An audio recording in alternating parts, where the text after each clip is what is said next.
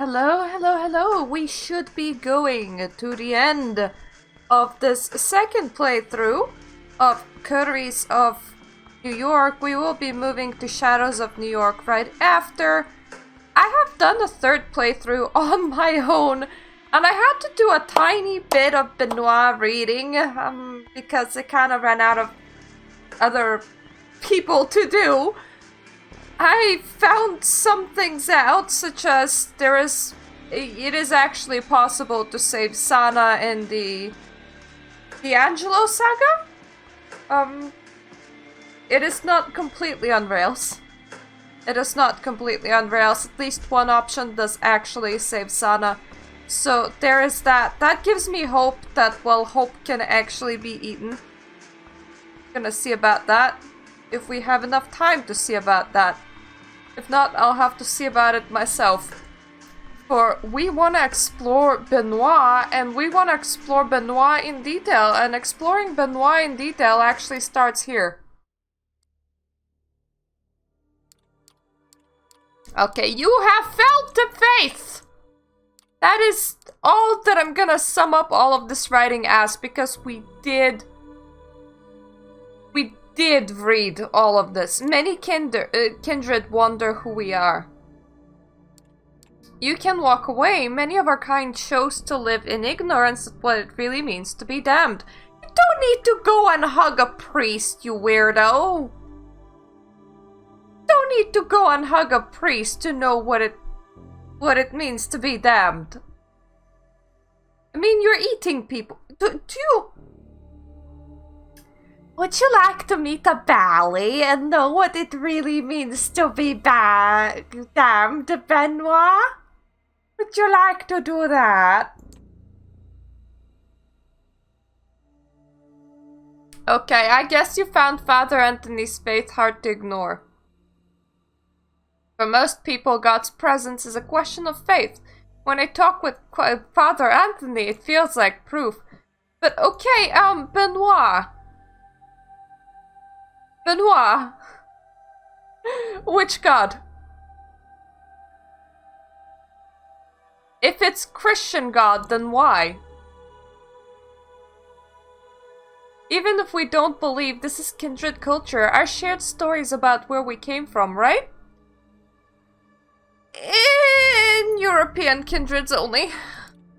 Well, I mean European and American ones. The African ones have their own thing. Apparently Australia is completely off limits because whenever people try going there, they just die. I mean, outside of human people. That's one way to look at it. All religions can be reduced to cultural myths if you're so inclined. Personally, I think the reality of our condition proves that this is more than a myth. Which one? I'm gonna help you. A lot of religions share a lot of things in common. There normally tends to be multiple groups of them. It tends to be like Abrahamic religions, which is Islam, Christianity, Judaism, and so on and so forth. And then there's tends to be like the Eastern Bloc, where a lot of Eastern religions share a lot of beliefs in common, and they're very different from the Abrahamic Bloc. And there are also religions in the West that have nothing to do with the Abrahamic Bloc, such as if you're following paganism. But once again, because paganism isn't just like a one set type, this is just how we classed all the religions of ye old as a thing. Like, Norse paganism would be a lot different from Lithuanian paganism and so on and so forth. So it depends on the type of paganism that you follow, but that one would also be very different from... yeah. I now went on a religious rant. All the answers that I would like to give Benoit is just not a thing that's ever available.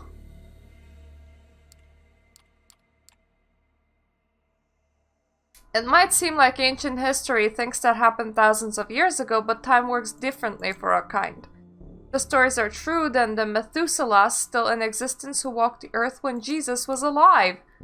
The only problem is that old vampires lie. They adjust history to suit their egos.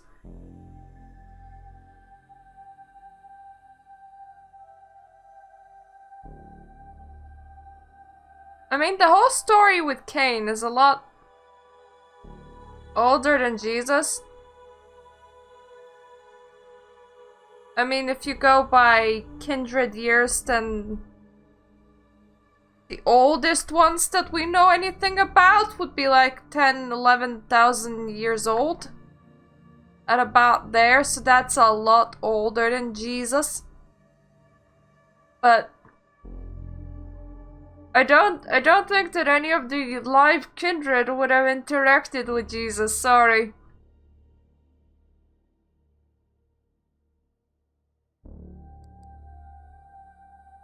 Let's focus on what we can verify. Our blood, the effects of Father Anthony's belief? I suppose that would be a scientific approach, still I can't go off the idea that old stories will tell us something. This is how the story goes. Cain, yada yada yada. Cain creates more of our kind, often referred to as the second generation. He lived in the first city, later called Enoch, ruling openly over the city's human inhabitants. I see the first city as Cain's redemption, cursed by God to wander, he remade himself as a ruler and lawgiver, acting as an immortal shepherd to humanity. It only started to go wrong when the second generation begat the third and vampires started to run amok. So the third generation, also known as the Antediluvians, who founded the great vampire clans, you can trace the direct lineage of blood to the antediluvian of your clan. We know much more about them than we know about the second generation. After the first city, Cain largely departs the story. Perhaps he was disheartened by the depredations of his descendants. The Antediluvians went on to build the second city in imitation of the first, but it's doubtful that their rule was just.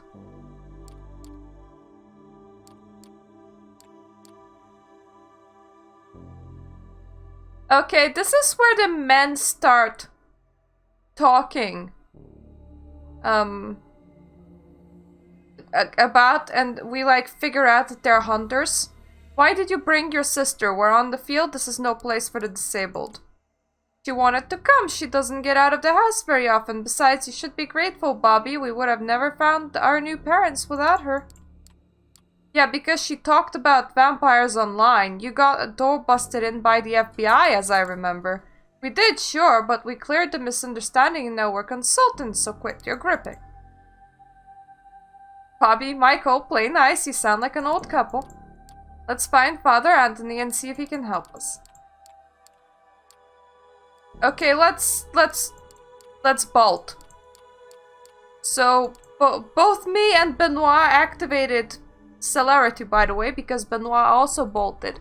And whilst the game says speed doesn't make us invisible, but it does make travel fast. You were quite fast! Such are the gifts of the damned. There's one thing I've always wondered about the story of Cain. The traditions of the Camarilla put a lot of faith in the relationship between sire and child. We're supposed to follow the example of our maker, yet Cain didn't really seem to care for the vampires he embraced. Did he think it was a mistake to create our kind? Whoa! My sire left me? Is that a common thing among kindred? Yes, unfortunately, the kindred are selfish and cruel. And there you go! This is why I wanted to kind of read out the whole Benoit thing. Even though the last time we were just like, fuck you, Benoit! Fuck you! Which I don't blame us at all. You know, I'm Sophie's child, and you're her protege. It's amazing that we share an appreciation for the mythologies of her kind, considering Sophie has little interest in questions of the spirit. He wanted to kind of partly mess with us because he is jelly. He is jelly, for Sophie hath embraced him and abandoned him like the Toreador normally do. Toreador are a fickle thing. Good, Jade, we're getting close to the end. I played this off screen myself or the third playthrough before today, because I am gonna be reviewing the game, and when I'm gonna be reviewing the game, I'm gonna be trying to talk about all the stories in it in detail. Benoit's story by far is my least favorite one. But you can apparently you can actually get information in it. Just the fact that Benoit is Sophie's child. It's gonna be a less structured thing. Like for 5 minutes and less, I tend to write up what I wanna say, and I tend to cram it into 5 minutes or less. If for this one, I actually wanna just go story by story by story and give my opinion on all of them. And I am not gonna put a time limiter on it because I feel like I might end up waffling. So yeah, Benoit, abandoned Toreador that's now obsessed with churches. You stare at Benoit. You know there was something he wasn't telling you, but in all the talk about Cain in the first city, you forgot about it. Now the only question is, what does this mean? Does Sophie know her child is talking to you? Yeah, probably not. You know, it's funny, I found this game to be very on rails and not at the very same time.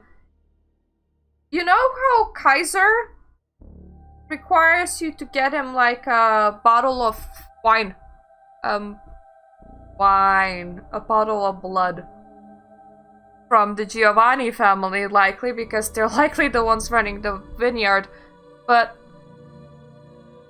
if you, instead of looking for him, take the feeding opportunity in there, you end up drinking drugged blood off a random bum. And the ghoul of Kaiser stops you and goes, Kaiser's gonna be unhappy that you were hunting in his domain. Gonna stand here and wait until he gets there. And you do. And then Kaiser forgets to be unhappy with you about hunting in his domain and just says, oh, so you know, Sophie's protege was looking for me. And it's like, yeah, Kaiser, I think you just forgot to be unhappy about me hunting in your domain. That feels like it tried to unrail itself so fast that it forgot to even put the bit that's supposed to connect the two bits separately. And at the same time, I also confirmed that stories can indeed have multiple outcomes. So, I played through the Angelo story, and I managed to save Sana. Now, very interesting, when you save Sana, you kind of just miss the point where they kill Sana. So she doesn't just like appear, or she isn't there, just not killed. She's just not, you know, that part of it is just kind of missing. But at the same time, I didn't, with how on rails it has been, I thought that it was gonna be just an illusion of choice, but no, there is actual choice. So I'm a bit conflicted. It's like the game is on rails and not on rails at the same time. Yes. Yeah, on rails, but loose threads, like, because of what happens if Sana doesn't die and somebody else dies in her stead. She just goes on living like normal, but there's like no extra slides and no extra dialogue for her from that. So there is still choice, but also the game tries to rail itself very much. But at the same time, what I do enjoy about it is that if you dig into all of these threads and you go through the game multiple times, you dig up completely new information. Yeah. She's just not there or mentioned. Just kapoof. I'm gonna assume, Jade, that you also played the game multiple times. And yeah, one thing that I do like is the fact that if you dig through multiple answers, you arrive at like different information, such as the fact that you can just not arrive at Benoit being Sophie's child. Don't hold it against me, but I admit finding some pleasure in seeing you suffer the effects of Father Anthony's fate. I suppose that's the demon in me.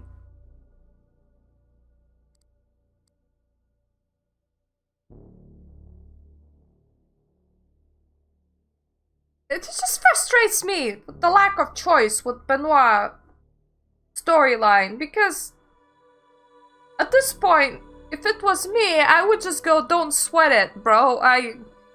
You have unworked issues with your mommy. That's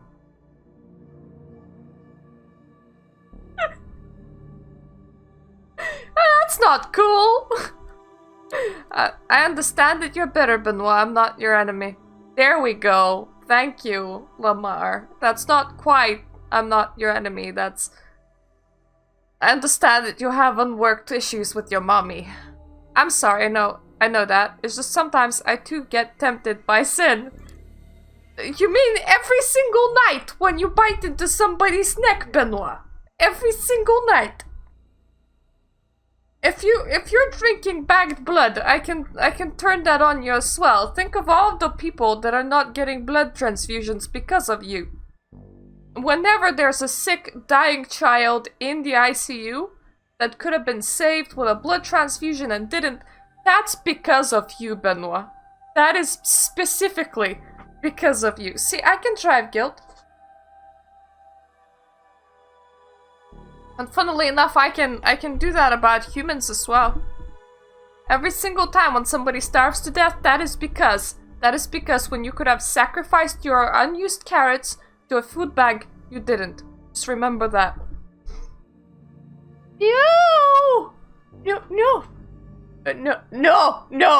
No movie. Love. Leave the camera Yes, leave the Camarilla alone. You know we should meet again. We talked so much about myth, but maybe that's cowardly when the reality of faith is right in front of us. I'll introduce you to Father Anthony. Okay, Benoit. I'm gonna assume that you just kinda...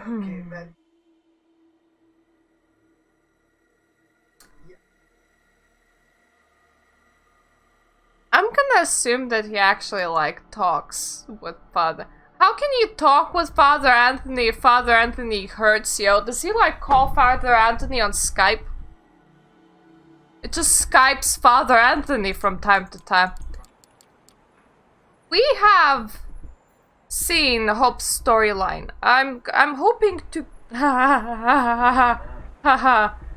hoping. I am hoping to get to the last bit... Or the one before the last bit, actually. If we get to the bit before the last bit, I want to see if we can get enough sound from her master or whoever that was, in order to... How is it called? God damn it, brain. Yeah, in order to see if we can get just, like, perfect voice recognition. I'm interested if that's a choice. And then, if we do get stopped by her master right at the end, my question would be, can we let Hope die? That's what I wanna check with this specifically.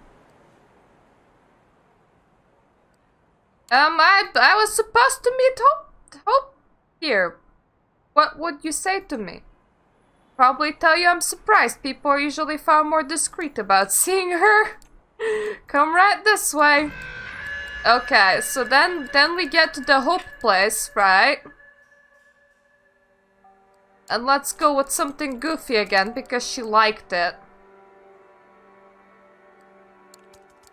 I'm looking for Hope.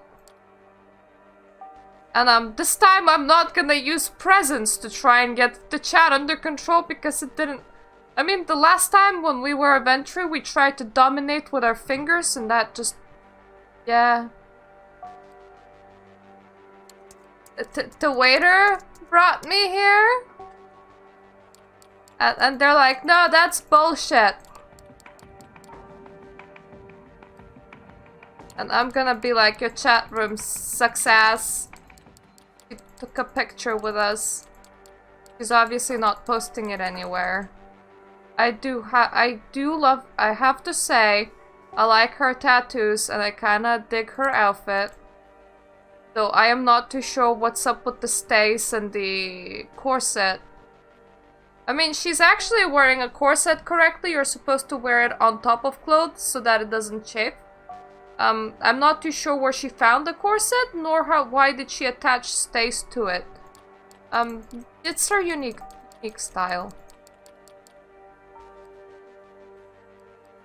I am building a coterie. And she's like, oh, you're Sophie's child, this might be interesting. Would you like to moderate the chat room for me? Why the hell not?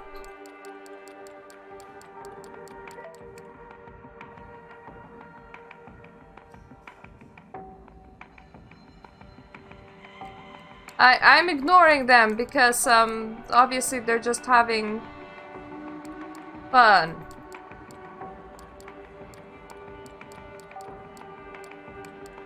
Then I'm trying to get to the chatty bit so that I don't actually lose something because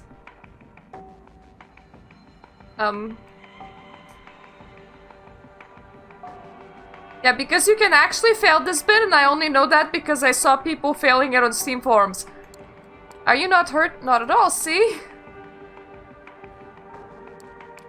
If you expect that, yep, she's gonna just be like, this is not a strip show, Sonny, but I mean... Supernatural healing and all, and ingesting your own blood technically should not do anything, and I am kind of questioning. I would kind of like to know how I taste myself if I was a vampire. Honestly, it's kind of like, being a candy cane that eats other candy canes, you know? You kind of feel like you should know. I wonder if this is just a thing that people do in secret, like they sometimes bite themselves going, I wonder how I taste, because technically that shouldn't do anything.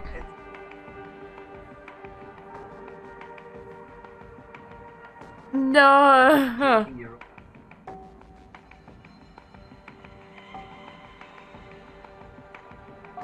Stop. Stop. Definitely stop. Definitely stop.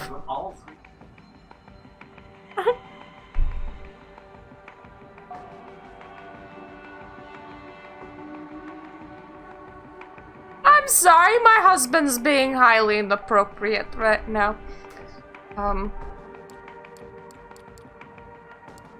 I am trying to moderate her chat.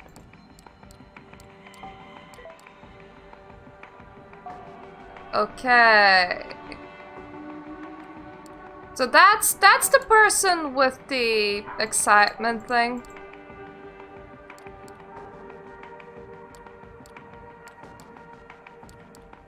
And then she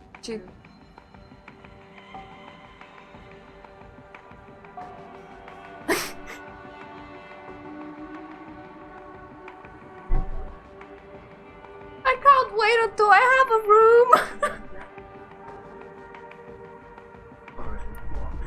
Yeah, you gotta knock on my door and then shout obscenities from the other side.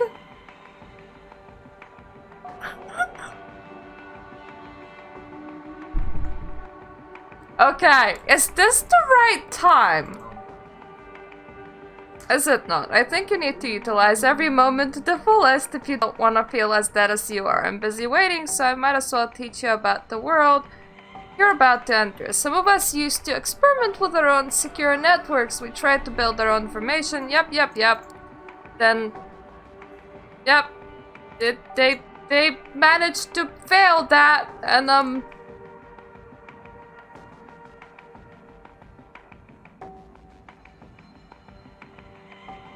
yeah, Jade, it's supposed to be a 2-bedroom place, and I'm just like taking one of the bedrooms for myself.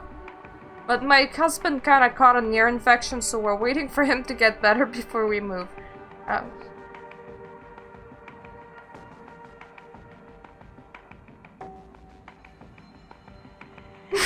Or would you like me to call it the coronavirus instead?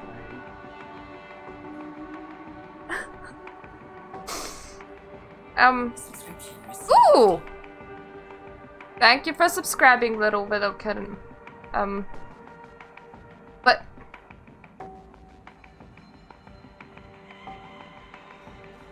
Yeah, he couldn't, like, hear today. Oh, that much. It's just not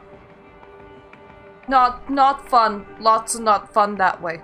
But yes, she's just going on about how elders failed the security measures on their secure networks and, it got hacked and now they're not touching any technology whatsoever. And considering that UK managed to store important records on Excel spreadsheets and they exceeded maximum amount of lines, and consequently lost 16,000 lines of data, and plus somebody erased 150,000 criminal records just a few days ago and they have no backup. Camarilla elders are not the worst with the computers, UK government is.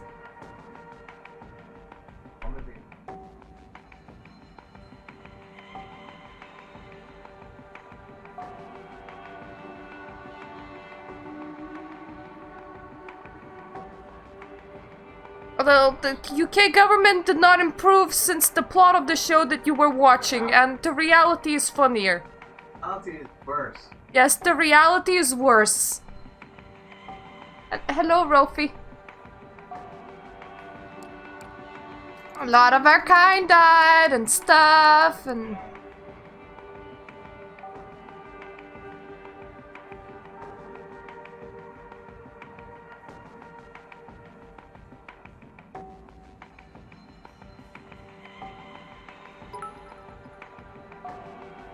Hope has crabs and gonorrhea. Okay, we're gonna ban that one. She's like, good job. And yes, stuff compromised. And thanks. Hello, Manon. Thank you for the cheer.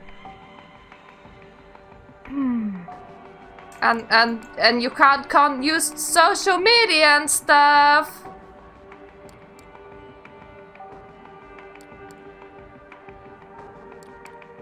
And then she obfuscates in front of the camera. But of course, this is just her interacting with her own personalities and stuff. I'm still like... the only reason why I'm even following the chat at this point is to make sure that I'm moderating correct, because you can fail it. You can fail it.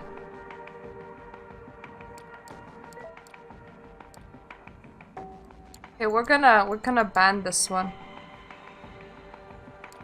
And okay, that's considering. That's considering terrorizing.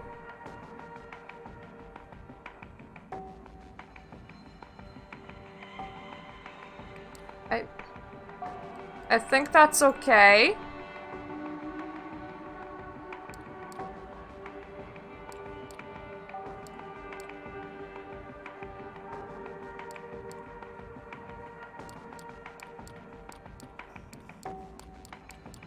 Okay, we're surviving this so far.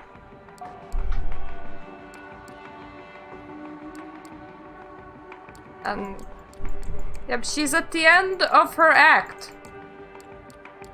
And it was all herself.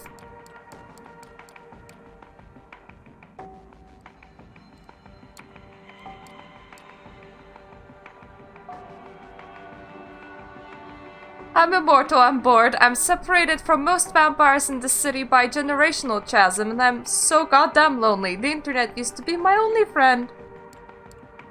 Years ago, I started researching, collective unconsciousness, psychology, spirituality, and she experimented, and she managed to split herself into personalities on Twitter, interestingly enough. Yep, sure, why not? I'm just gonna star in your movie.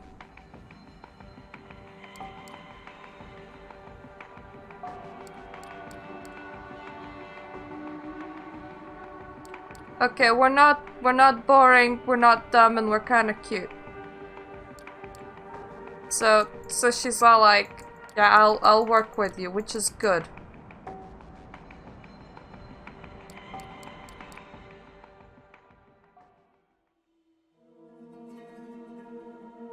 Oh, we streaming from my bedroom at like 1:30 a.m. It's quite something.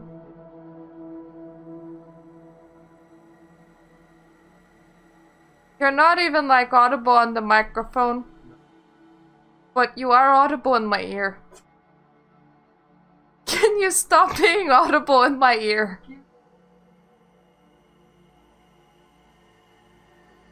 It's more like my husband's distracting me and it's actually getting on my nerves. Please stop. I'll stop. Okay, I love you very much, honey. Could you please fall asleep now? If you don't like sleep, could you get out of bed? No, I don't. Oh, you don't like me being nice, okay. Ah! Benoit, Faith and Myth, Part 3.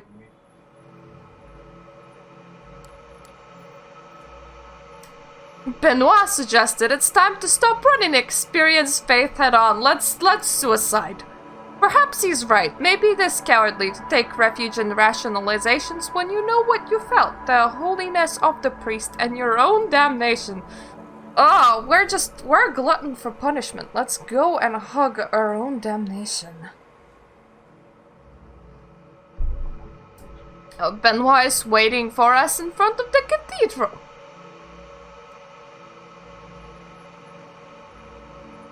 I just can't let these questions go. I know how that feels, says Sophie's child. We had some time to think about what we spoke of before.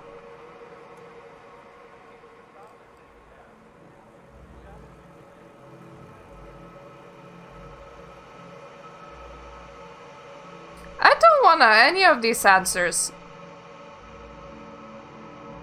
Well, if God was with me, even now I would be dead. Learning about Cain sounds cool. Oh, in good time. I have something different in mind tonight, as you surely remember. Let's go see Father Anthony. I arranged for us to meet him at his home. That sounds really invasive and perverse.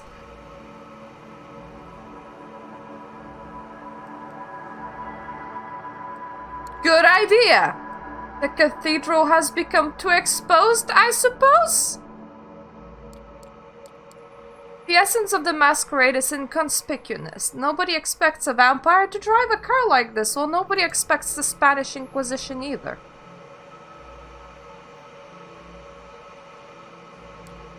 We feel anonymous when we're inside vehicles, good to know. One thing you learned about Kindred is that they're not lacking in self-regard. The Prince of Camarilla City is said to rule the domain, yet how much do they really affect mortal affairs? If you ask a vampire, they'll say a lot. Perhaps that's what made Benoit turn inward, the futility of finding meaning in the secret predatory existence. That's just, that's a good idea for everybody anyway. I mean,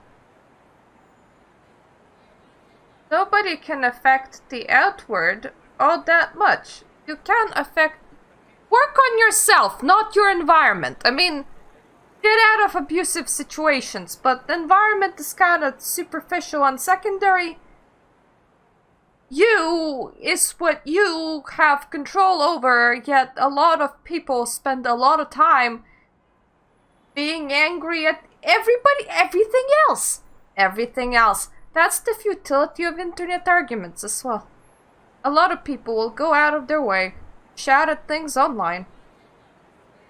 And whenever I see that, I lose brain cells, so I'm trying so hard not to see any of that anymore. And I've been following a lot of writer Twitter instead.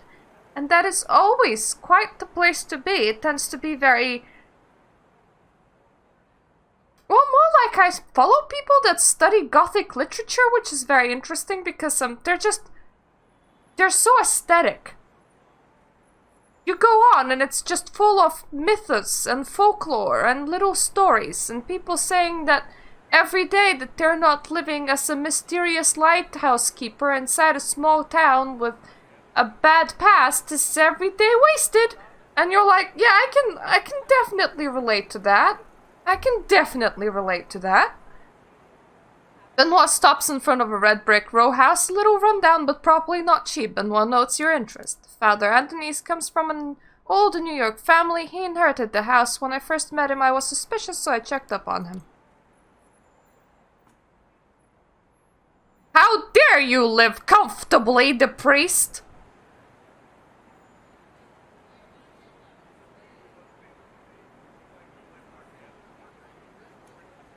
Yeah, don't worry, I don't follow who follows or unfollows me. Microphone. Did anyway. I don't blame you. I feel like I need something to fidget with. So most of my workday, I tend to be refreshing Discord, Twitter. That's just my brain being bored, really. And listening to music and doing mind exercises while I do all of that.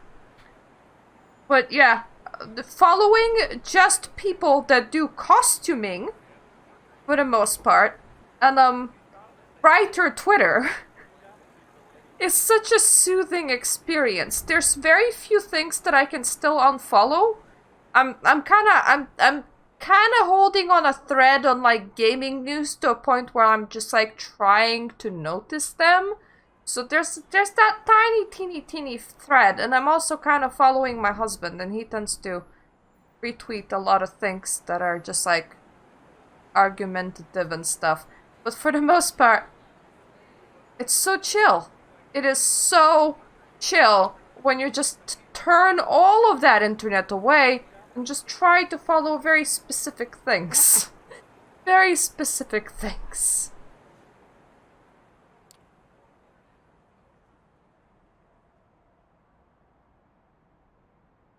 Despite the way he keeps putting you in dangerous situations, kindred paranoia seems to come naturally to Benoit.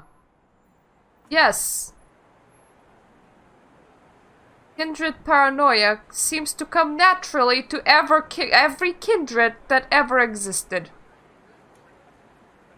These powerful monsters just live in never-ending fear, and I can't imagine what kind of nightmare that is. I literally feel like they should go to tiny places and feel safe and cuddled and happy. That can't be a good Why are you competing for power? When you have to watch your back all the time, that must be really, really, really tiresome. And the fact that they can't trust anybody. That is such a crappy existence. It is. At that point, you may as well be like Cain and just wander the world alone and drive taxis from time to time. I mean, why not? He knows we're vampires, right? Yeah, he knows. He doesn't know anything I've told you about Cain and the First City and so on, but he knows we're no longer human.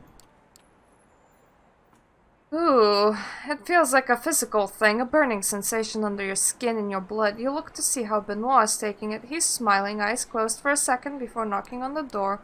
Almost as if he's enjoying the sensation. I haven't really been bothered by hot or cold since you were embraced, but now it feels like the surface of your skin is overwhelmed with sensation. The fear and terror are paralyzing. Yes, you barely hear Benoit's whisper. Come in, you two. I might not know much. I didn't know enough not to do this on the porch.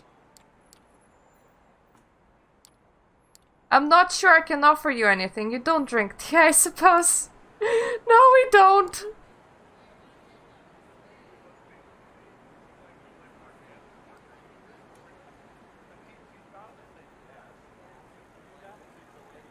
Okay, I feel like we shouldn't have met the priest in his house. I feel like this meeting should have been arranged somewhere else, and he should always be at least like 10 meters in front of us. Like, we should be shouting from football pitches, like that might be a lot better. This is holiness. Why does it feel like pain? Oh, my child, I understand that thanks to your condition, you're under unusual stress. Please, Father, you know this is difficult for us. You'll forgive me if I don't waste time. Father Anthony looks pained, whether because of the rudeness or out of sympathy for your condition, you can't tell. You feel trapped, like a moth being smeared against a burning light bulb. It's hard to look at Father Anthony, but you can't look at anything else either. Benoit is starting to look increasingly unhinged. His eyes look as if he's seeing into some divine beyond, just outside the grasp of your senses.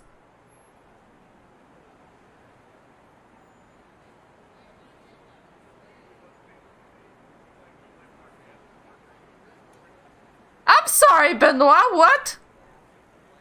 Now's the time, my friend.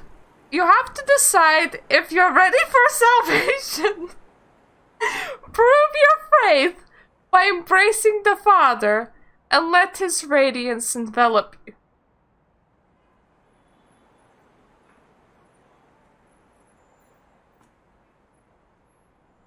Benoit? Cookie, we need to talk about your choice of words!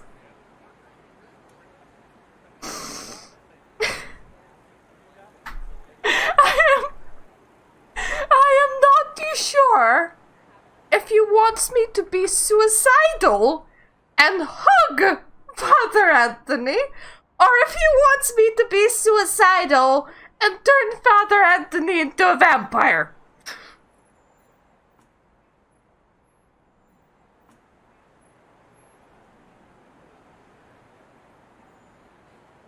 Benoit, Cookie, why don't you go and embrace Father Anthony? I don't know what you mean, but you do it.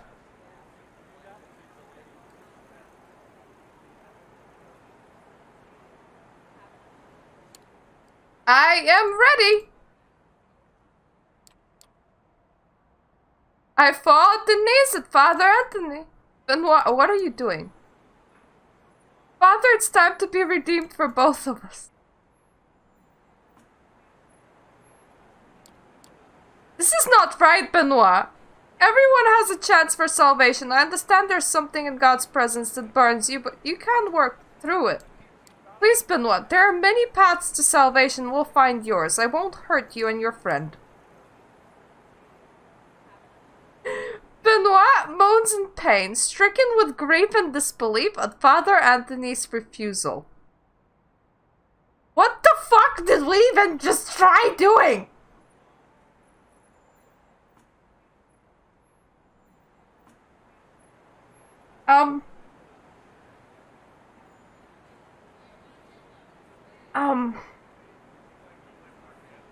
I need to know all the paths, Jade, because I am gonna be making a review. I need to know all the paths.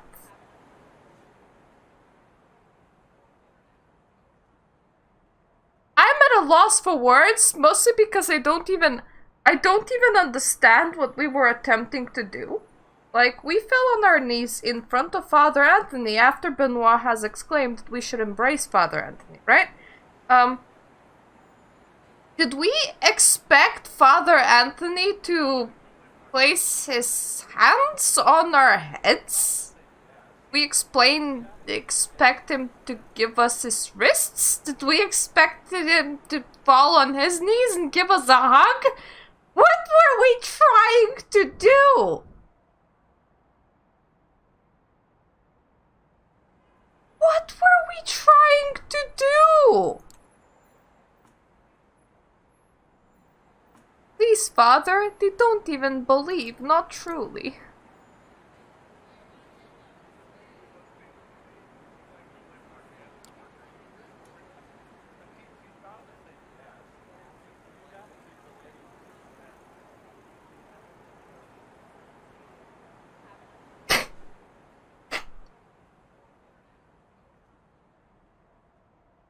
Jade!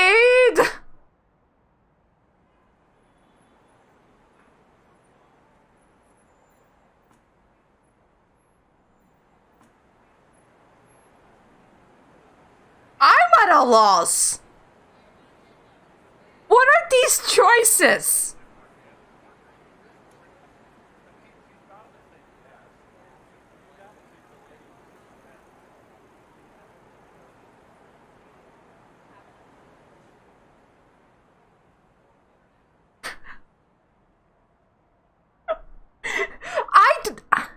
I don't even either.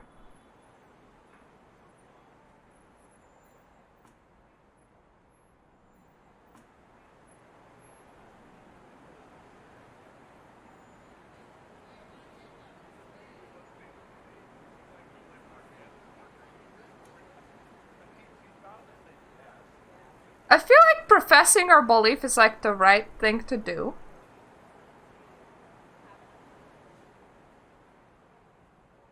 But yeah.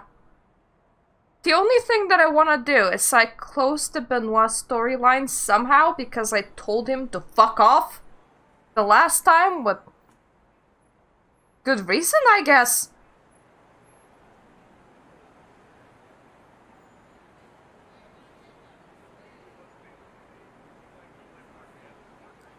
Flip the table. Despite his kind nature, Father Anthony is a great threat to the Masquerade. You must kill him for the good of your kind.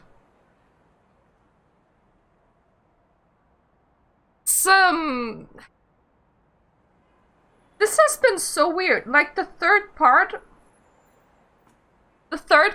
has been so weird that, I am like,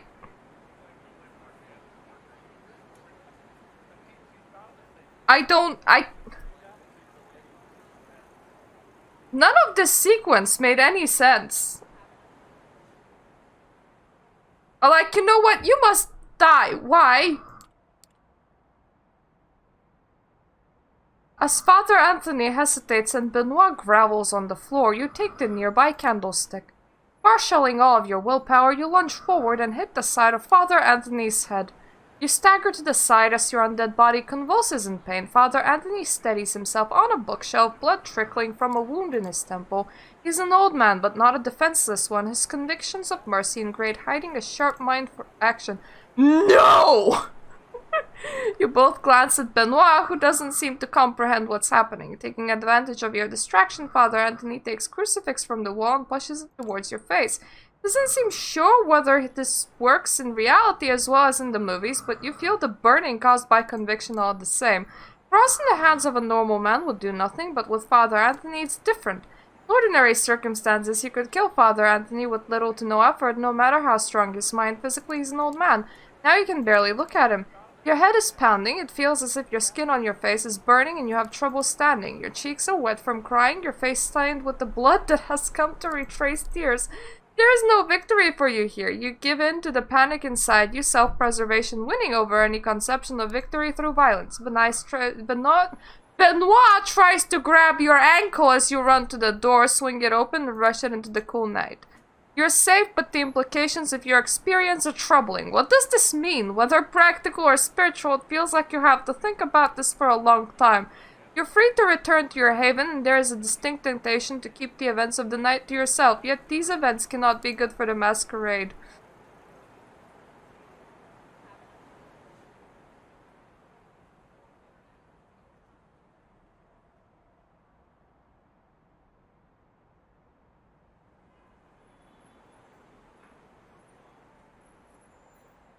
Sophie, one of your children has gone fucking mentals. That being said, we went to the priest's house, okay? Benoit has exclaimed that we should embrace him. We fell on our knees in front of the priest. The priest was all like, I ain't touching any of this shit. You stood up. You hit him in the head with a candlestick, which seemed to not have done much because fucking hurt to do. He grabbed the cross. He shone the cross right at you. You cried blood. You ran outside. That's today.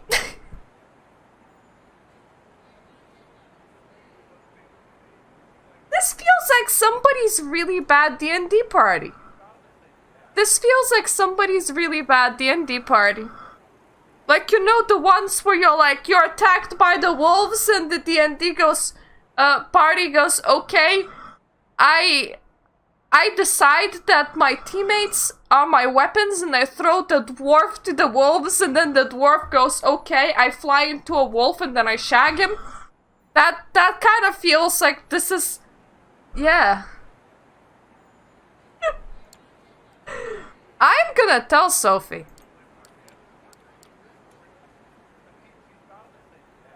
She could be talking about earth-shattering secrets or an acquisition from an art gallery. Following Sophie's cue, you sit down in the living room. And she ends her call. You appear shaken up. That's not good luck to cultivate in the world of kindred. Yeah, that's... Just... Train went through the wall and out the other side.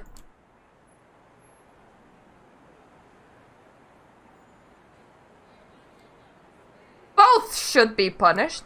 Your child Benoit has been meeting a priest, Father Anthony. It's a masquerade breach. He must be punished. Benoit, he was amusing for a while. It sounds like I should have kept tabs on him. This is sad, of course. My child and a man of faith. Yeah, we're like in the middle of the free highway. I'll talk with Quadir and make sure neither of these unfortunates endanger us. Now you should leave.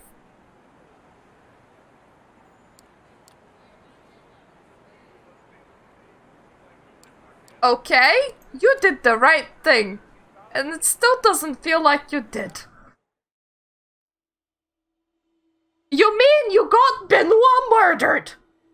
To be fair, if he's just kinda vibing in the holy light of the damnation, maybe that is a good time. He reminds me of that guy that decided that plague is a religion in Bloodlines.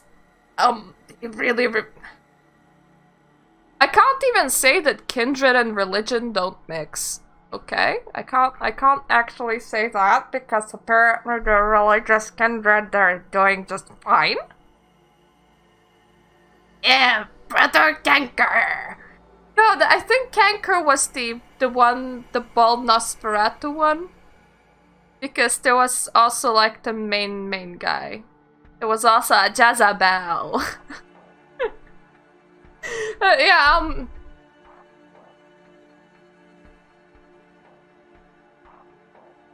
it's kind of like some people do Islam and witchcraft, because as long as you follow certain rules and don't do certain things, you can do both. You can be a kindred and have religion, just maybe not Christianity and maybe don't hug priests.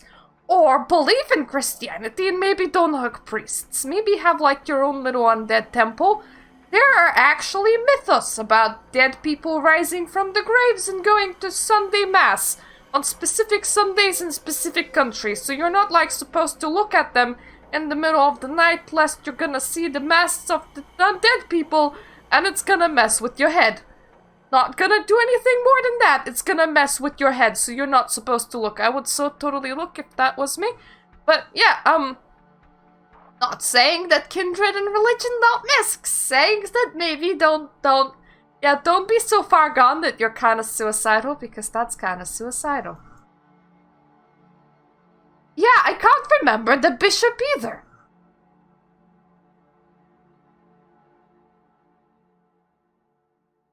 One of the beliefs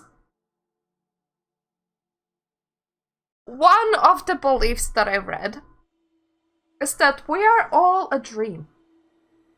That this is all a dream that's being dreamt seamlessly by a single consciousness that cannot wake up, for it is in no time or no space. There's nothing outside of the consciousness, so the consciousness just keeps on dreaming to entertain itself. There are very weird ways of looking at the world, and there's the worldview that this is a never-ending time loop, and that the moment it ends, like, we're just like in a never-ending Groundhog's Day, but the Groundhog's Day is like several billion years long, and it's the universe. So by the time you come to the end of the universe just kind of starts again, and the wheel just starts turning, but it's really, really long. really, really long. There's various weird views on the world and how the world is. Yeah. Let's just hope he never wakes up. Well, don't worry, Jade. There's 7 billion of us that the dreaming consciousness has created, apparently. Somebody's gotta be entertaining.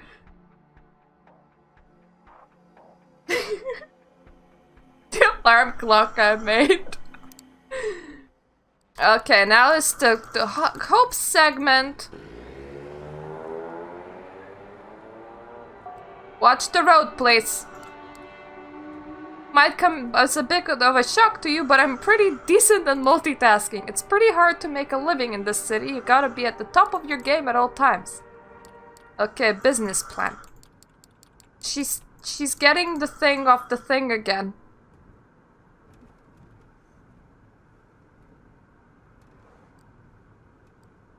Where exactly? Meeting a guy here. Well, you are, but I'll lend one of my handles to you in a minute. Take the phone he gives you and bring it here.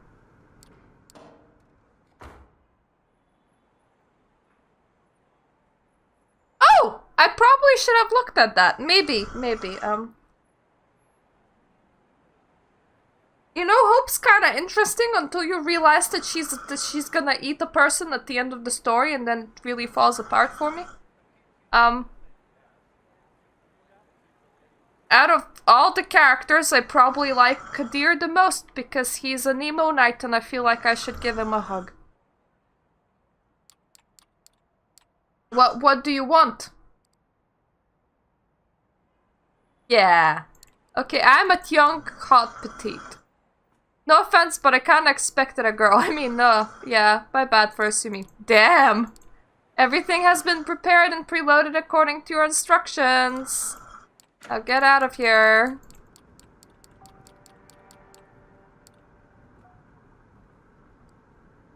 Bitcoin. You were saying how you earned all of your stuff in Bitcoin. And goddamn, did that invoke jealousy in me the last time I read it. I'm at leaky gut syndrome.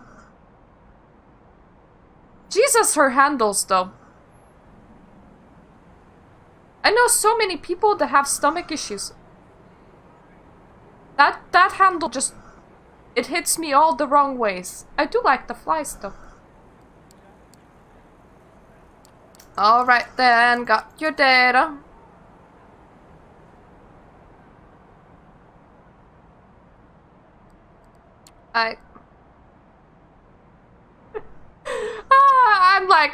I'm not giving you any money, man.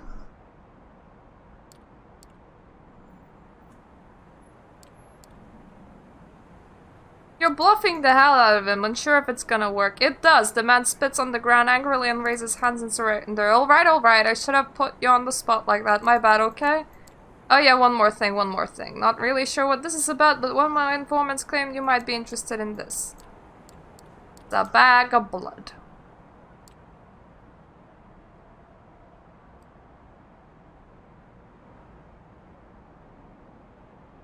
I'm gonna refuse the blood.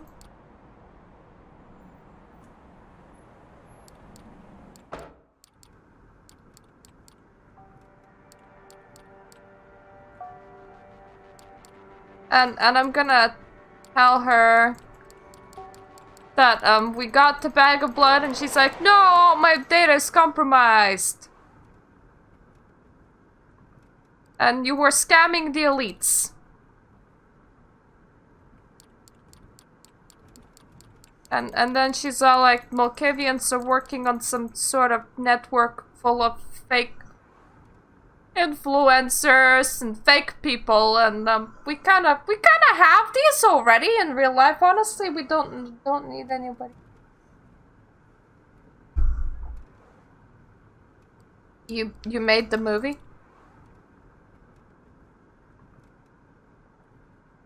And she's like, what? You thought I was just doing that just for fun, just for show? No, I did that to exchange it for info, you doofus.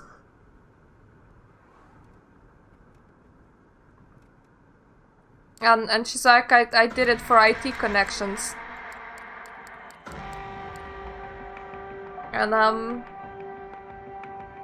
yep, there's a man attacking us right now, and her car got wrecked and stuff. I remember her story in great detail. You can see this from me recalling it by going, oh, the thing and the thing. I outrun his gun, and I hit the guy. We killed him.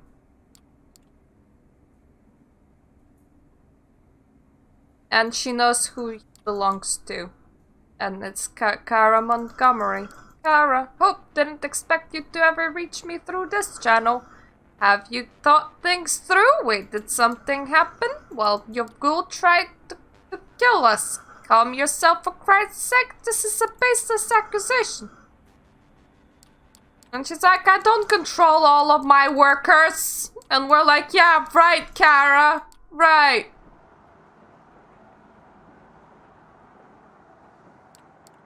And for now, she's off to plan her counterattack. Against Kara.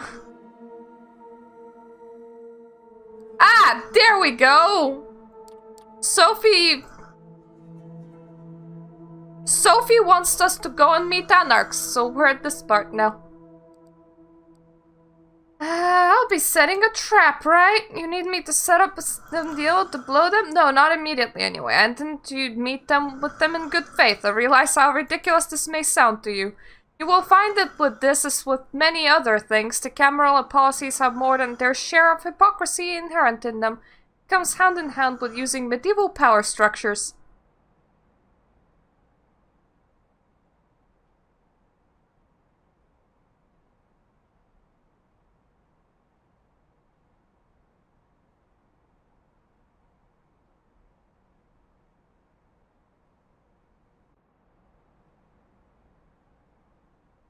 I'm sorry. Whenever they say medieval power structures, I really don't feel it. I mean, sure, they call princes that rule over a region, but it's a bit more power grabby. Like, they're not prince by blood. They're prince by going over there and going, I have this. And then if anyone contests you, then you just rip their head off. Alternatively, they rip your head off, and then they go, I have this now. They tend to have a council that helps them decide things. And the other side is like, you don't have this because we decided that we have this. And we have this little council that helps us decide things. Effectively, we all talk with each other while we have less things, so we have less of this. But we all cooperate together to exclaim that we have this. And then Camarilla tends to be too lazy to actually do anything, and then they go, I will just not acknowledge that you have this. I will acknowledge that I have this. And in good faith of not killing each other in cold blood, we're just gonna pretend that you guys agree that I have this. Kindred politics, that... It's not really medieval, is it? Like, it's weird. It's not like, oh boy, I must embrace a son, for he will have to succeed me. It's just... Well, this piece of land isn't contested. I have this.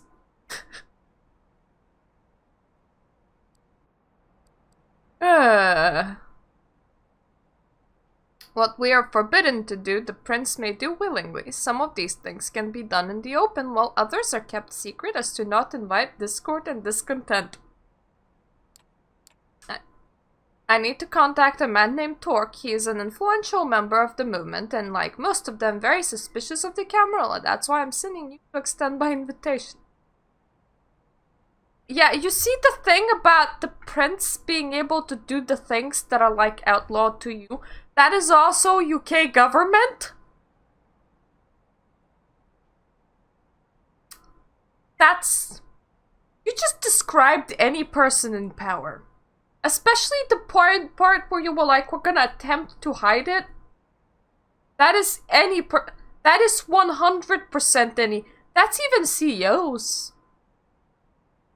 Like, you know, the taxi go into my tax haven. I ain't paying tax on that. That is 100% anyone with even the tiniest bit of power. You know, one rule for me and another for thee. And another for thee. That has nothing to do with medieval power structures.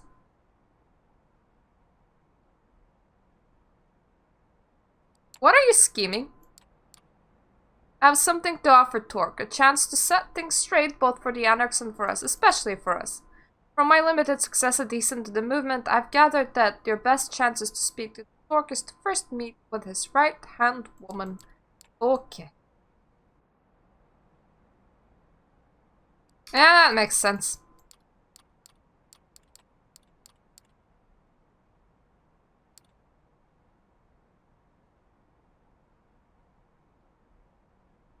I haven't agreed to do all of this yet, you know?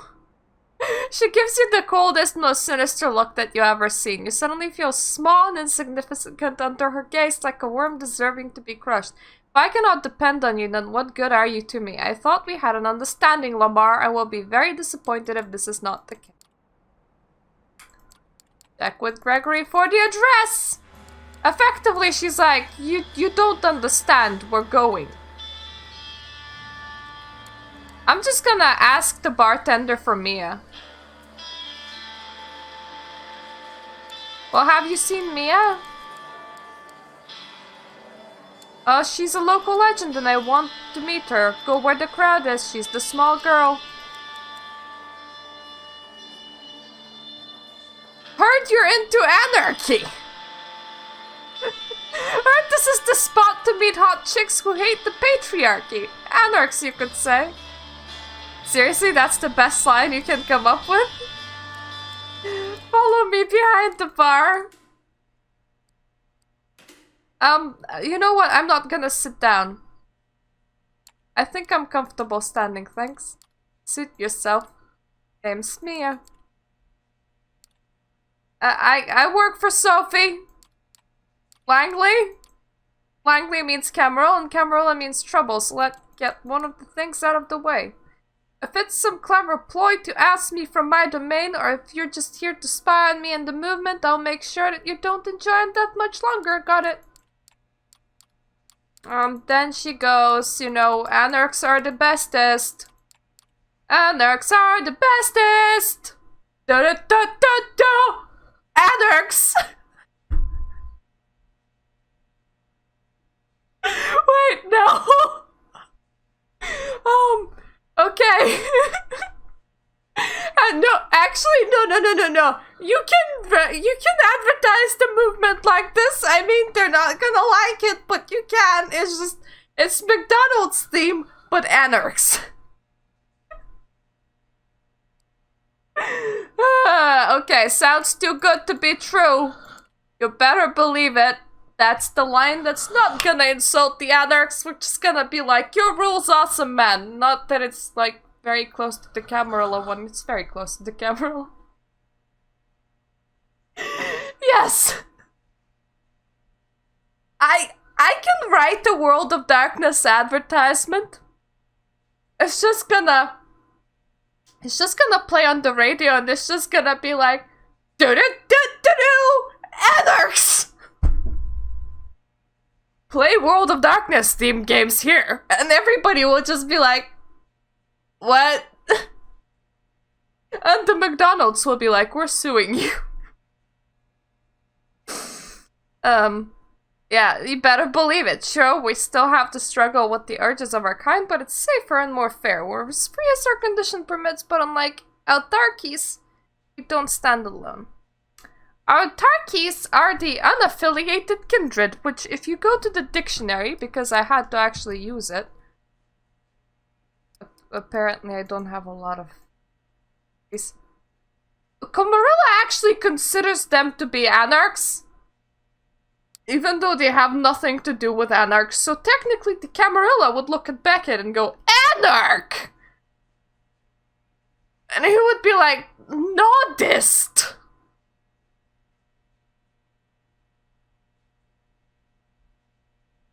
That does raise questions though. Does the Camarilla point at Giovanni and go, "Anarch!" And then Giovanni just goes, "Giovanni!"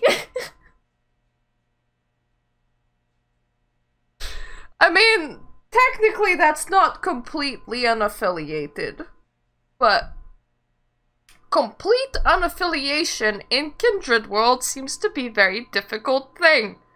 Majority of the unaffiliated are still affiliated with something, just not the 3 official groups. And no, none of them ever go Anarch, because Anarch is this very specific thing. And if you want to be 100% accurate, then Sabat are the original Anarchs. Okay, Callaghan, we don't believe in Callaghan then, I suppose, right? No, you don't believe in Callaghan. How is Torque different? Well, Torque's a decent dude. I actually agree, Torque is actually a decent dude. If I was dead, I would totally be following Torque, because Torque is actually a decent dude. He even shows fear. Come on, Torque's practically human. Makes me want to give him a hug. Though actually though, Kadir is trying his damnness to not be human, and I still want to give Kadir a hug because Kadir looks like he really needs one with his Dank Knight roleplay. I feel like he really internalized the Dank Knight. I feel like I should go to Kadir, show him Final Fantasy XIV and go, "Dark Knight class? That be you. That be you, Kadir. That be you. That's how dank you look. So maybe cheer up a little. Maybe warm your undead heart that's just stuck in feeling sorry for yourself. Because Kadir, you're not a monster, that's just your job. And if you need somebody to replace and do the job for you, I don't mean like get you assassinated. I mean, do you need help? Do you need mentor? Do you need somebody to talk with? Can I give you like a body double that just goes out and does your job for a while while you just have a nice big cry underneath a blanket, because you seem like you really have needed it for like over a decade now. Okay, what do you have in mind? Because like I need to figure out what this one guy is working for. Or rather, I'm gonna tell you what I need from you later on. Why is there... Oh, I just noticed that there's a giant rose when we click on things. That's nice. Whoa! Cafe things! Up, I know Kara Montgomery's name because you told me. But she's like, yep, she's doing this thing for the Camarilla. What truce? To become my friend or face violent death kind of truce. Not exactly fucking convincing if you ask me. Malk David Chapwood.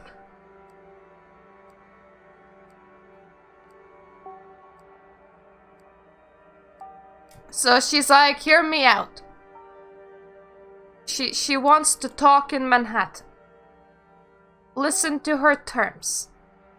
Steal her voice so that we can break into her haven. Steal her voice. What's next? Will you trade her mermaid tail for legs? Disney joke? Sweet. What's next? Will you hit me with a topical Harry Potter reference? Context collapsed. How many accounts is she logged into at once, and how do I do that on my phone? Let me explain my plan. And she's like, you're gonna go and record there. And I'm like, okay, it's fun. It is fun. Let me just go and record there.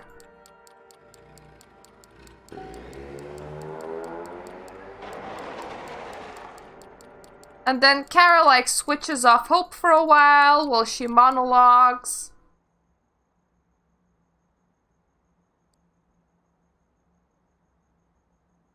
Kindred do have...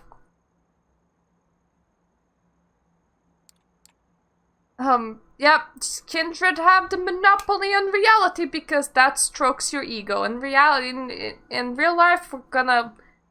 If I was hit with that question, we would be sitting there still arguing about what reality is. I wouldn't have given a straight answer. I hate when I have to choose things and the characters have nothing that I would actually choose. That was mostly during the Benoit storyline, honestly.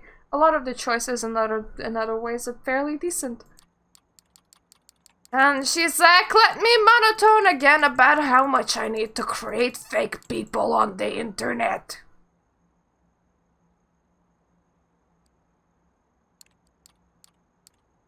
And she's like, I need it to be Hope. And then she goes to really, I like punk.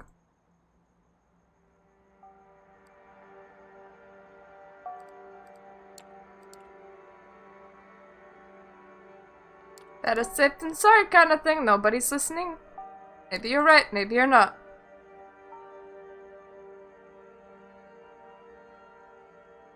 Okay, the Hope is all like, she's 100 years too early to even think of accessing my comms. She's bullshitting you.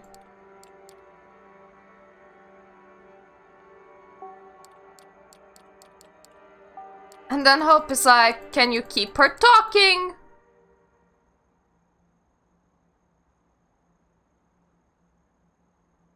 Ooh! By the way, does anyone but Hope know about this little rendezvous? Your patron? Any other companion? Or maybe the Nosferatu? She's mentioning the other person that I have recruited directly. Interesting. You know what? Sure, the Nosferatu do know because he's probably invisible and everywhere. So what if it's the Nosferatu?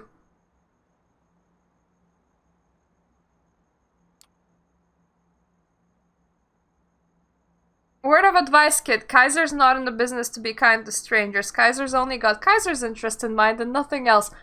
I think we both meant the different kind of Nosferatu, Kara. I think we both meant the different kind of Nosferatu. He might not let it show, but he's always on kill or be killed mindset. If you're doing business with him, keep that in mind at all times. Well, the screen tells me this should be all the K we need. Good job. Okay, I'm doing better with letters this time.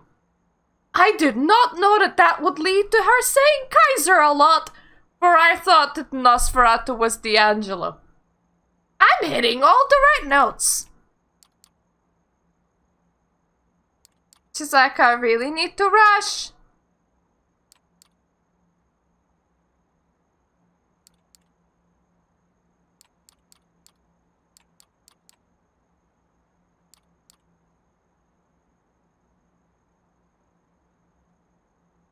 And so whatever you want, but hey, you better lie through your teeth. Get her to see V a few times if you can.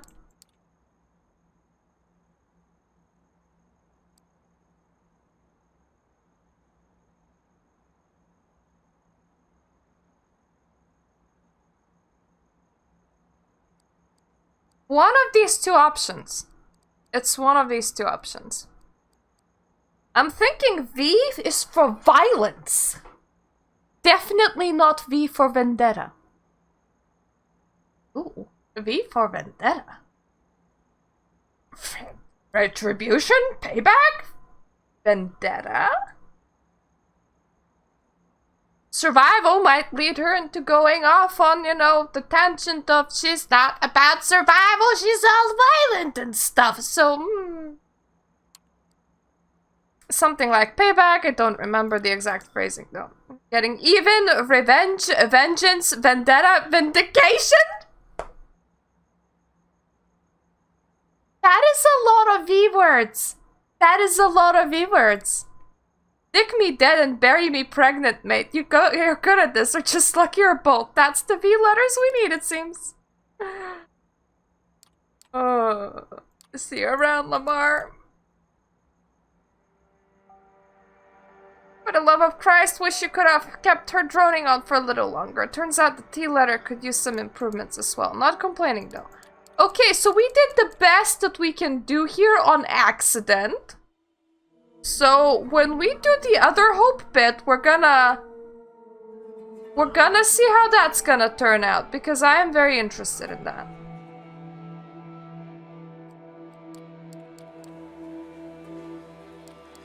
Okay, we ask at the bar. Did Mia leave me a message? Maybe, yeah, you're right. Gives us the vampire novel. T wants to meet you. I'll arrange it, but you need to prove you're trustworthy. Look around the leech pit for a guy named Bruce. Buff dude, tattoo sleeve on his arm. 90% sure he's somebody's retainer, sent here to spy on us by the camp. Get me the name of his master and write it on his card and return it to the bar. Okay, the last time I failed.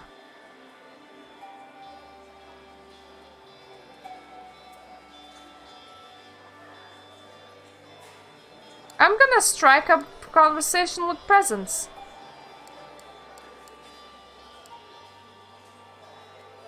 Yeah, you probably have seen me here. Oh yeah, I remember. Great to see you again.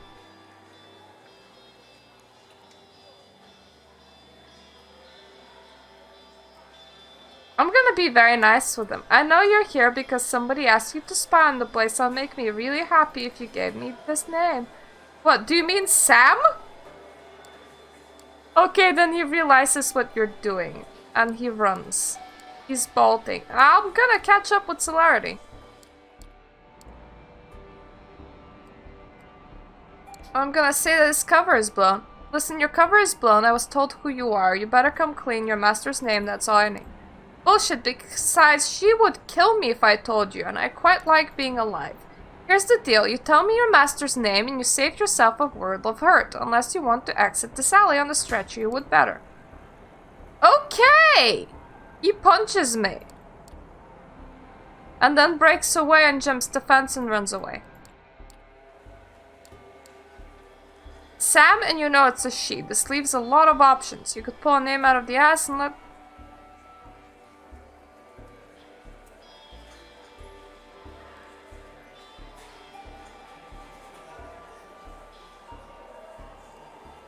You know what? I'll just give all the info to Mia.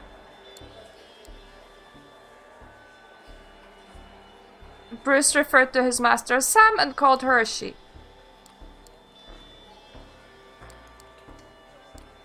And then she gave us his phone. So that's cool.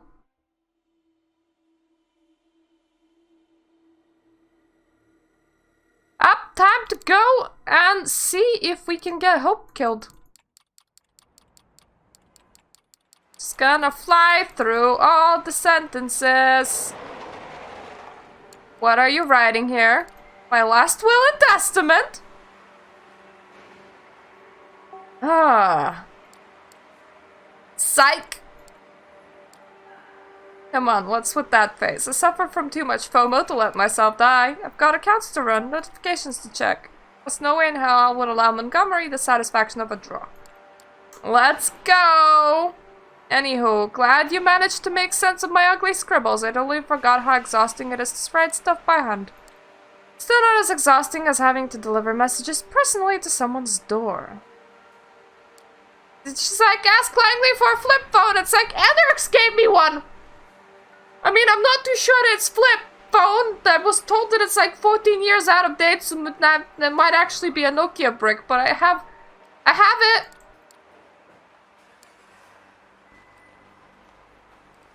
Okay, so what's the plan?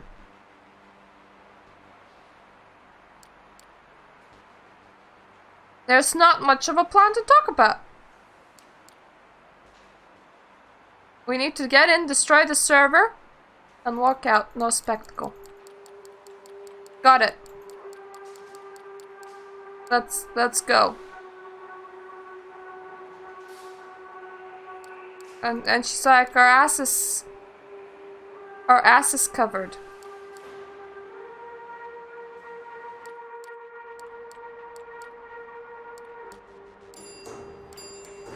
And we say that we're expected.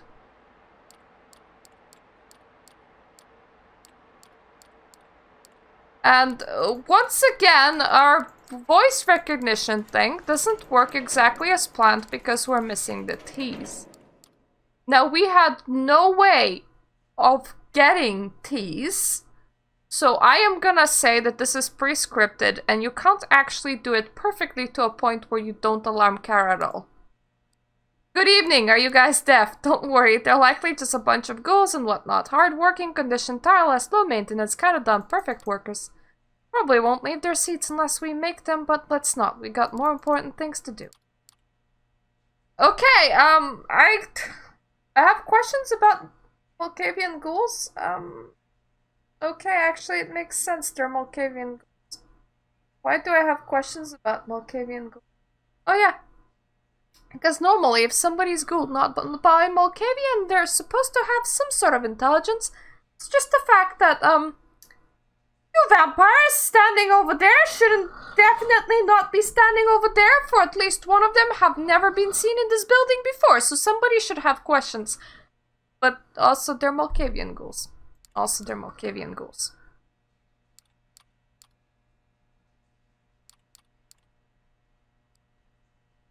Okay, this door looks curious. Access granted. Wow, that's some creepy-ass rich people shit. The side is creepy as hell, like something straight out of Clockwork Orange. There's a single button on the man's chair. You click it. His head slowly tilts so that his neck becomes easily accessible, revealing a slightly swollen artery. Blood ready for consumption.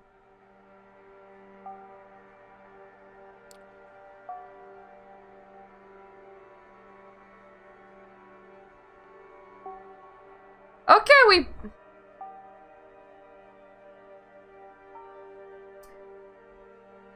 we found a man being locked to a chair. And we bit into his slightly swollen artery and drank from it. And now we are feeling better. So that's what you can get if you get all the things perfectly except for the T's. You can get some blood. From a creepy-ass man in a creepy-ass van in a creepy-ass chair.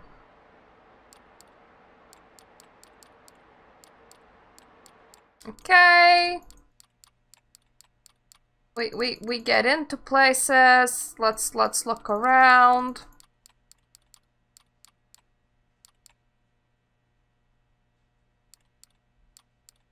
Access granted.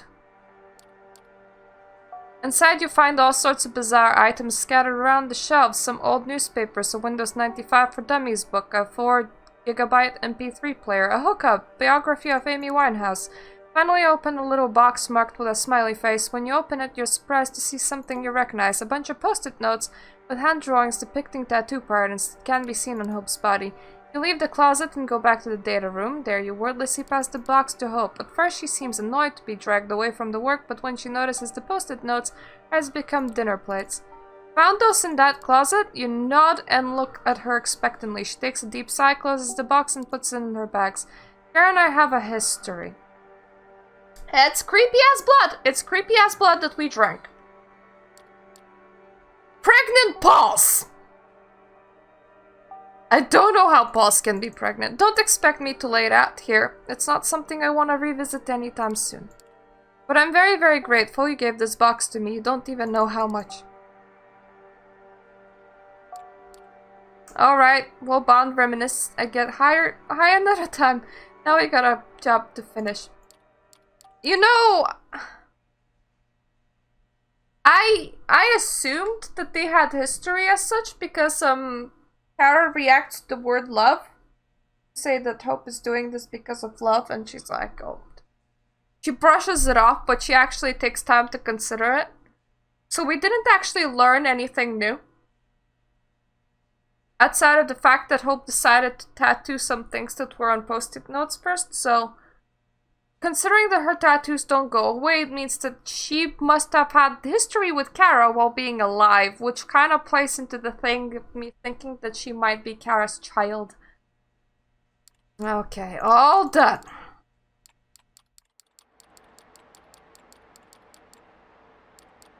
And she tries to get into that room again and got a lot of access denied.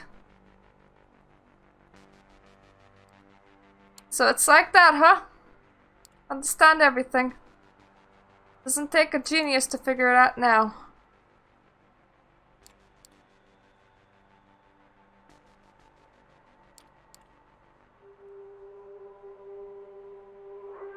She lived there. The room with BDSM equipment is because of Kara, probably. They were lovers. But I'm still saying probably sire and child. Jesus fucking Christ almighty. You fucking vindictive, demented psycho. Hi. You were supposed to be on the other side of the city right now at a meeting. I'm notified about every failed voice identification, but I never expected just how. You fucking gremlin, how did you get your hands on that kind of tech? Even I, company secret. Built this paradise for us?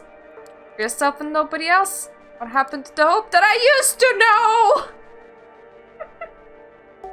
She can't come to the phone right now. She is dead. No hope left. I regret the day I let you into my life. Stop lying to yourself, Carol. You only regret the day you let me out of your life. Shouldn't have let the mask slip, honey. Just tell me there's a copy of my data. Both of you. Not a single bit of data remains. Never ever wanted to do this. This is not me. There's only one to get out of this mess. I'm going to take it. I'm going to get my data back. Come on, Kara, you wouldn't dare. You started this game, now accept you lost. The game isn't over until all the players are out of moves, honey. Bearing your fangs now, there's 2 of us against 1, even if you commit the sin of diablerie. Last time something like this happened to me, I was ready to die. Think I'll take my chances. It's not like I haven't dreamed about feeling my fangs inside you for a very, very long time. Again. Ah, so you want to give me this one victory. Prove once and for all that I was right. It was never about me, but all about the stupid garbage in my head. A victory, please. Victories are material. They aren't like your little online arguments. You serious about this, Lamar? She wants to devour me as a whole. Sacrifice her humanity in exchange for access to my soul and everything I know. Stay away, Lamar. You want money, data, domain privileges, a position, a double spiral. Anything you want, you can get if you just look the other way. Don't listen to this shit. The moment the prince finds out, it's final death or... Kara runs, her moves resembling a beast more than human, immediately closing the distance to Hope. Then she jumps at the Malkavian like a wild animal hunting its prey. Hope instinctively attempts to defend herself, but is immediately overwhelmed.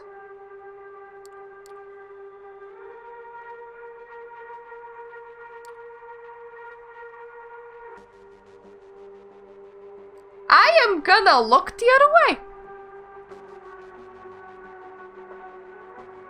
We now know that no matter what, you cannot avoid the confrontation with Karen. You can't. Because you can't get teased. So, while you can save Sana in the Angelos thing, you can't do anything about this. Now my question is, can you get Hope killed? Wait, there's no point to just rushing in blindly.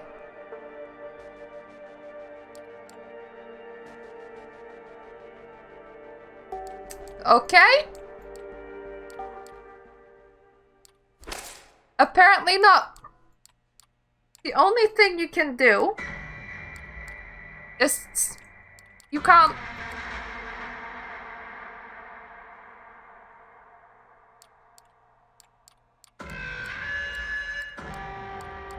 When you decide to calmly look around, you end up absolutely having to put her on a hook. So in Hope's storyline, there is absolutely no meaningful choices whatsoever. Oh, that's disappointing. Actually, there is. You can, like, walk out of it at the start. But that's as much choice as you're gonna get.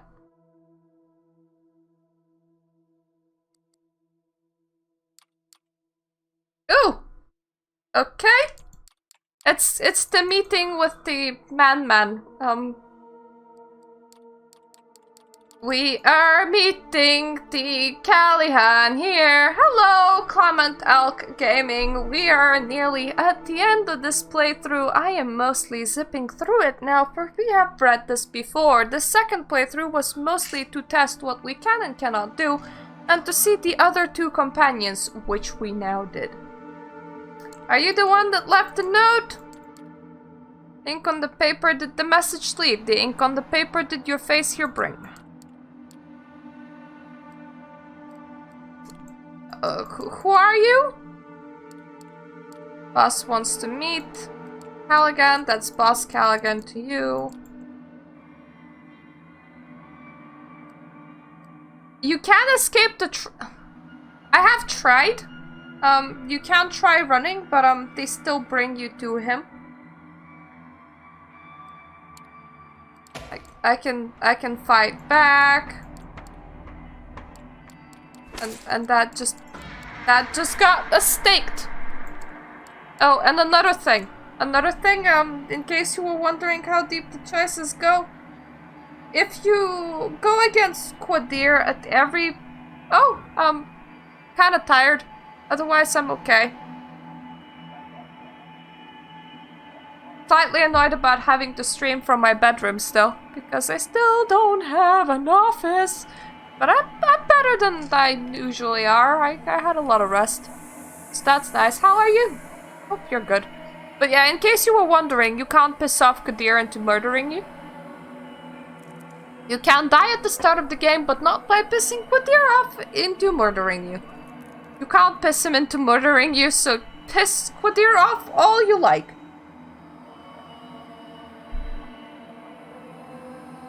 Here, you're a spirited one, eh? Vincent, is this fledgling spirited, you would say? Yeah, boss, sure spirited. Believe you already know who I am? Well, you're a dumb-looking motherfucker. Fist hits your stomach like a meteor. Were that hit any harder, you're pretty sure your spine would snap like a twig. Much obliged, Vincent. Let's get these pleasantries out of the way then, shall we? I'm Douglas Callaghan, the Baron of New York City. You shall refer to me as boss. Everybody knows what good for them does. Now let me make myself perfectly clear. I'm disappointed in you, truly disappointed, but I arranged this meeting to allow you to make amends. First though, I have to make sure you understand what your infraction was. So do you know why you're here? Well, I feel like you are dying to tell me. Don't get smart with me. He squeezes our face and looks us in the eyes. Torque is the reason you're here. Or that little angry strumpet of his, I'm told. Yes, Mia. Oh, how I would love to get my hands on her gout neck and wring it until it breaks. But see, I'm a statesman. That's not the prudent thing to do. No, indeed. The prudent thing to do is to tolerate both her and that blasted ebony-skinned mentor of hers. You folk call yourself Afro-American, correct? Bah! Back in my day, we knew what being American meant, and sure as hell didn't mean being black.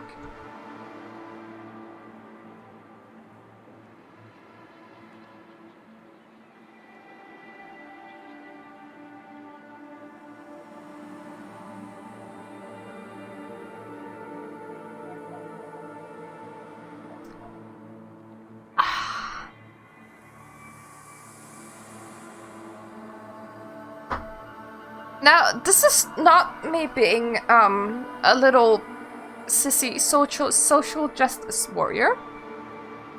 But I don't... If you write racism or sexism into anything based on World of Darkness, the fuck is wrong with you?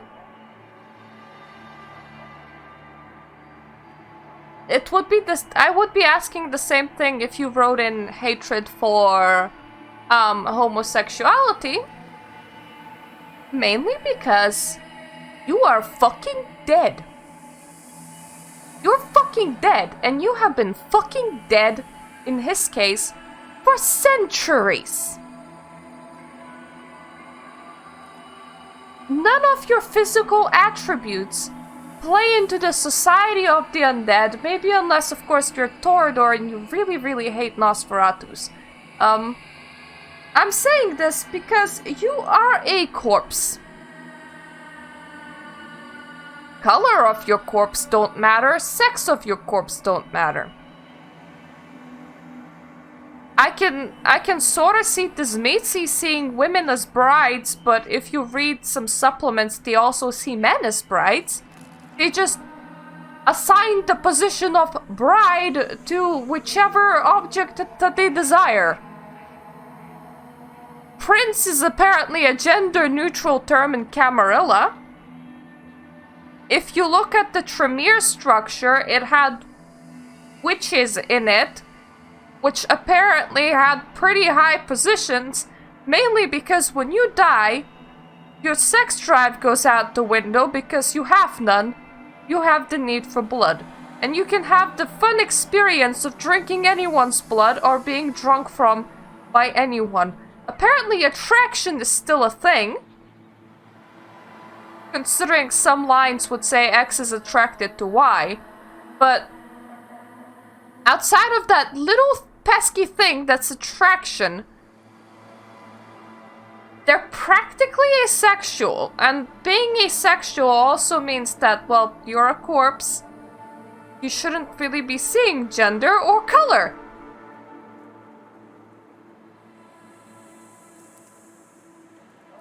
I would say that maybe some things that you had in your brain when you died kind of follow you into unlife, and that is why a lot of anarchs currently are so insufferable. As they're like, down with the patriarchy! It's like, what patriarchy? This patriarchy, because you kind of wrote this patriarchy. But, you know, make way for anarchy! Maybe things that you knew in life get stuck in your head a bit, but, I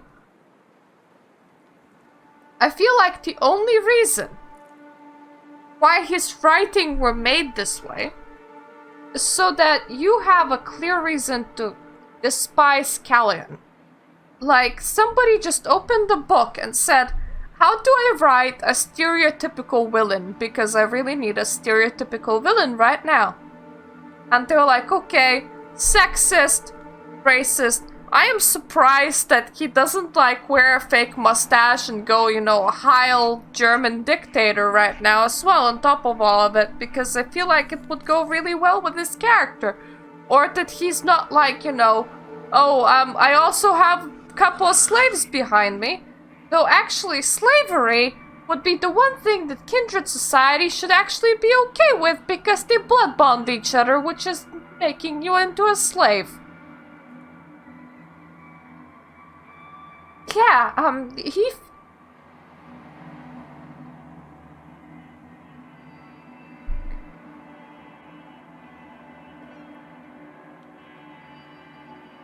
okay, good thing, good thing that Myrta's mind is going and reeling, because honestly, this can make it in the review when I make it.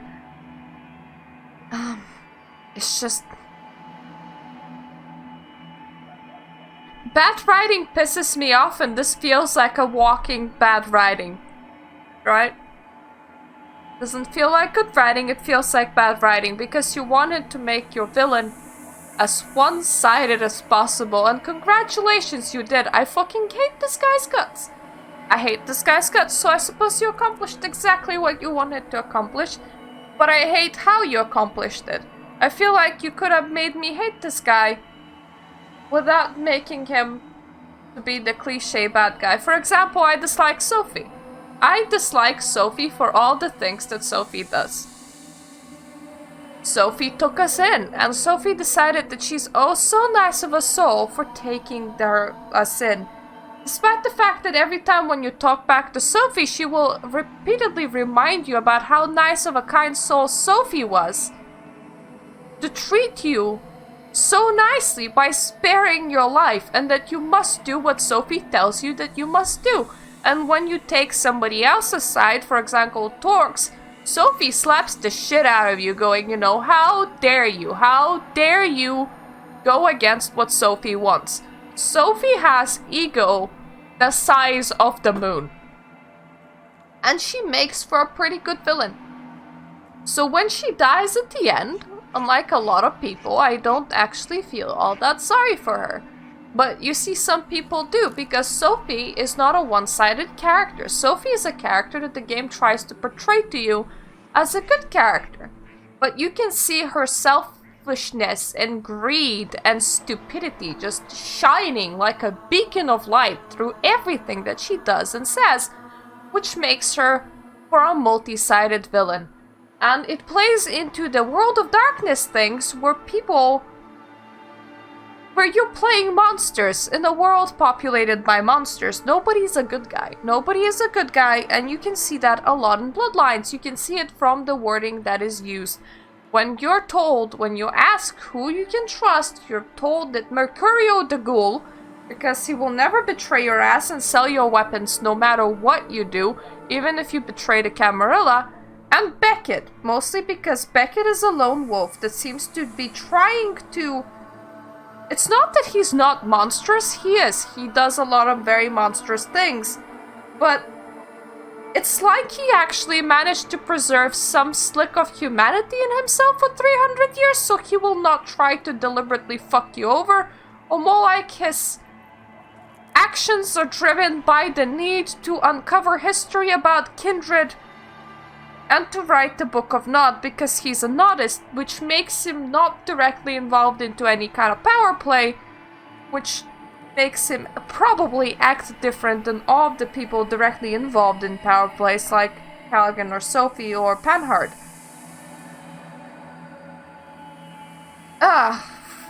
Rant over it. Effectively. I hate what you did here.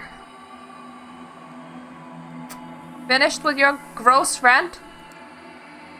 Oh, fledgling, you have no idea what you're messing with.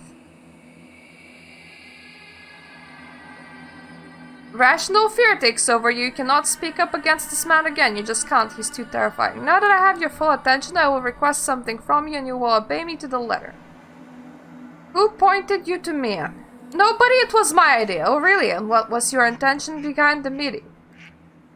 I needed Mia's help. Oh, come on now, you have to be more specific than that. I need to know exactly what was discussed. I wanted her to explain Anarchs to me. Oh, child, you should have come to me then. I'm the Anarch movement in the New York City, and nobody makes a secret out of it. And I have a feeling that if I was black, a woman, or Asian, because your character choices are actually half Asian, the woman, and the black man. And, he has an issue with all three of them, which is probably why you can't just play a generic white dude.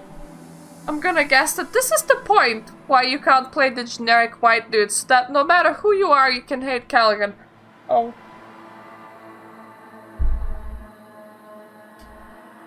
But yeah, my point here was gonna be that I have a feeling that Callaghan would have not been honest with me one bit. He wouldn't have been like, you know, oh, you're welcome to the Anarch Fleet movement. He would be like, you should know your place because I am a villain. See, that wasn't hard now, was it? Of course I can't be sure how much what you were told was true, but I am gonna verify it. And Vincent leaves us. Beats us. And we're left in here.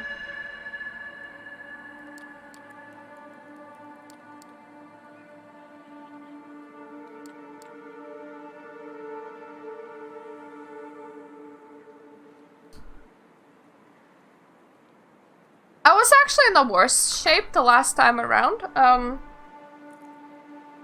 Not when I was playing my venture, but when I was doing a private playthrough in here. Effectively, you take a taxi back home, And because you're really beaten up, the taxi driver looks very tasty and you're like, should I eat the taxi driver? If you're beaten up enough, if you used your blood before, then you don't get a choice here, you just attack the taxi driver. But you can still choose to leave him alive, so let's eat the taxi driver a bit. And we're good. Let's regain our control. And we leave the taxi driver inside the taxi. And now we get to rest.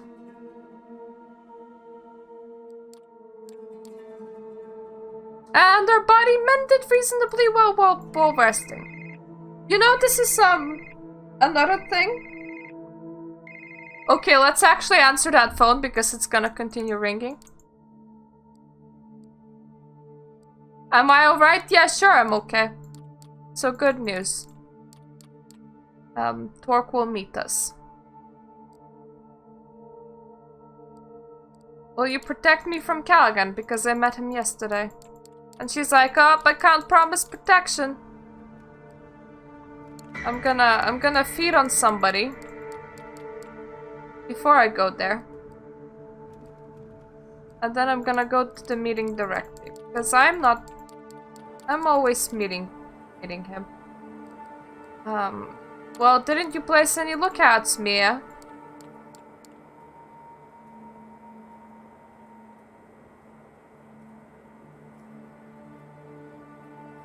You didn't prove very helpful at the bar, Carol. The bartender.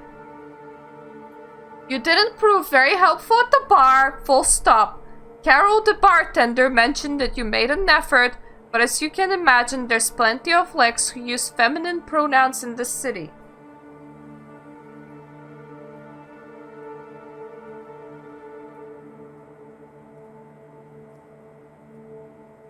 Okay, now I do have a bit of a wrong thing with this writing. Feminine pronouns, you mean we're born female?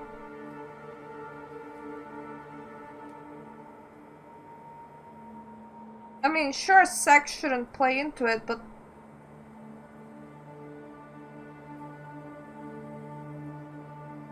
use feminine pronouns is just a really weird expression. But we didn't just tell you that they use feminine pronouns so that it's a she. We told you that it's a Sam. A Sam. Sam isn't a pronoun. And there's literally apparently 2 licks that are she and that go by the name of Sam.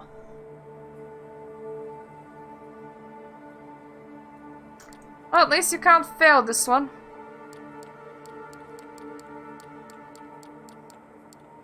And yeah, I was gonna say something beforehand, before the game started ringing the phone. Yeah, I kinda appreciate that they say that majority of your vampiric stuff kinda executes by itself. Including your mending. You kinda just go to sleep, you wake up mended, and you're like, oh, that's nice! Look at all the work that my blood did do! Because if you watch LA by Night, in their role-playing thing, you have to actively exert effort into mending stuff. Like, you have to imagine your arm mending for it to mend. And I can't imagine how annoying that must be.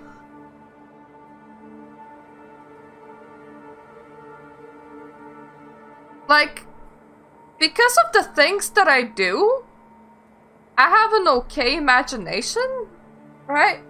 So it's not too bad, but even with magic, they're like, just repeat the phrases until eventually you're gonna start seeing shit over time, but, if you have no imagination, just say and think that it's gonna be enough.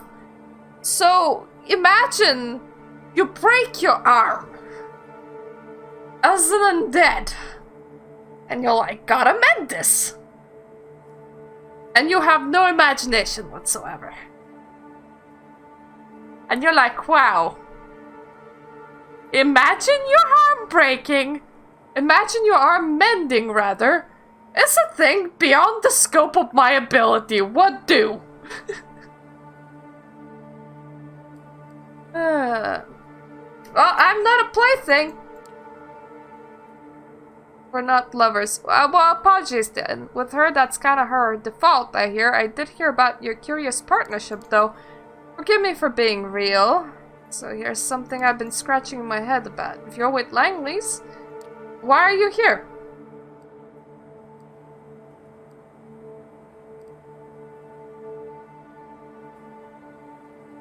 I'm just gonna tell him that Sophie wants to meet him. And Mia's pissed, and he's okay with it still.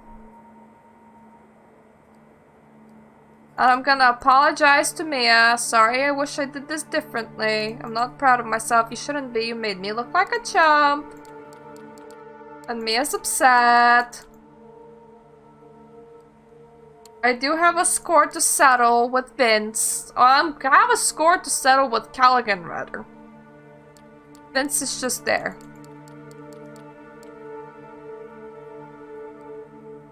I will gladly deal with him, and I'm gonna just stake Vince. May I? Knock yourself out, kid. You break it over your knee. I break the pool cue. I always wanted to do that. And approach Callaghan's thug with a sharp piece in your hand. Don't you fucking do it, fledgling! Don't! You slammed the improvised thing, and it worked. That it? He's all yours. Him downstairs. And he saw like that was entertaining. And then they're talking about how Callaghan suspiciously went unhurt when they put in a hit and when Second Inquisition came.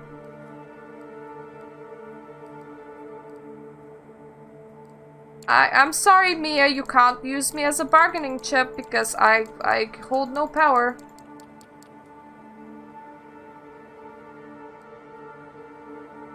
I'm gonna say that I will wait and see if I will join the Anarchs because honestly, I really feel for Torque. I think he is a genuine nice character. I like Torque. I legitimately like Torque. I would join Torque. That is how Anarch movement gets friggin' recruits, okay? It's not just people that are down with the anarchy. They're just like, you know, your leaders are really charming. I mean, Nines Rodriguez, people would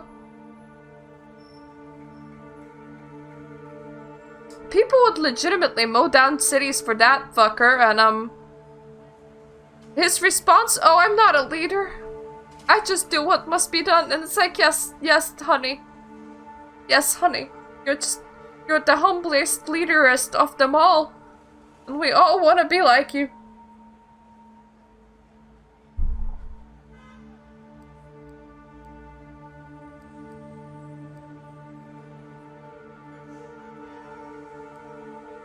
Yeah, save it.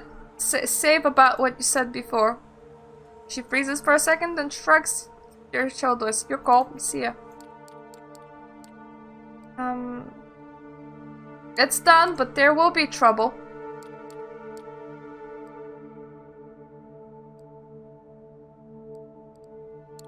Callaghan is involved.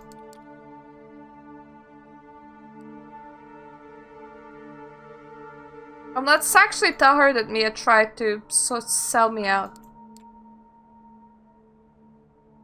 And Sophie goes, well, in that case, I suggest you keep a close eye on her during the meeting. So effectively, that doesn't make much of a difference. We're meeting tomorrow so soon? Okay, we are meeting tomorrow.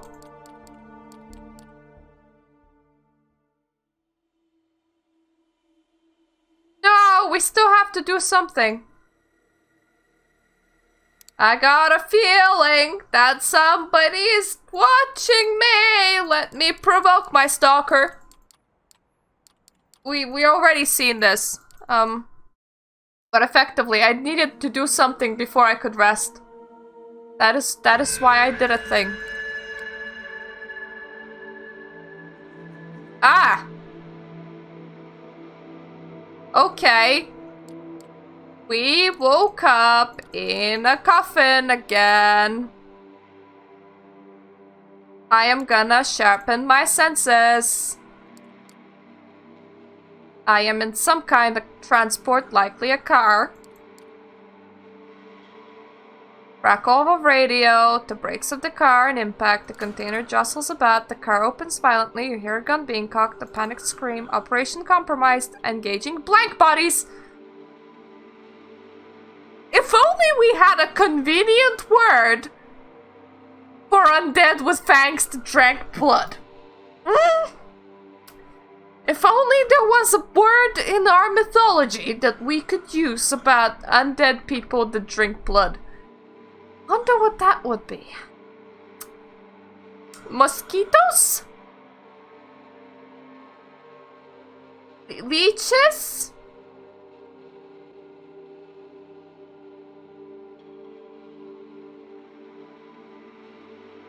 Walking Dead? I know, Zimbambos. Blank bodies is such a long word, man. Why not engaging the V-strain? V-strain's shorter. V-strain's shorter than vampires. Engaging the Vs. Engaging vamps. We found you. Oh.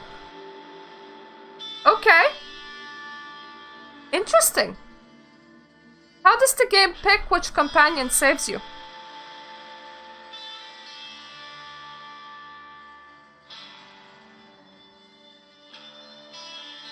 First and last did you recruit? Because somebody tried all four and they were like the first two showed up. But apparently it's Hope and Tamika now. Okay, come on, get up. We gotta get going.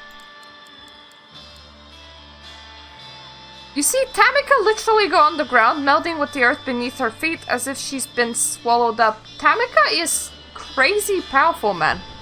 Just the amount of abilities that Tamika uses during these sequences.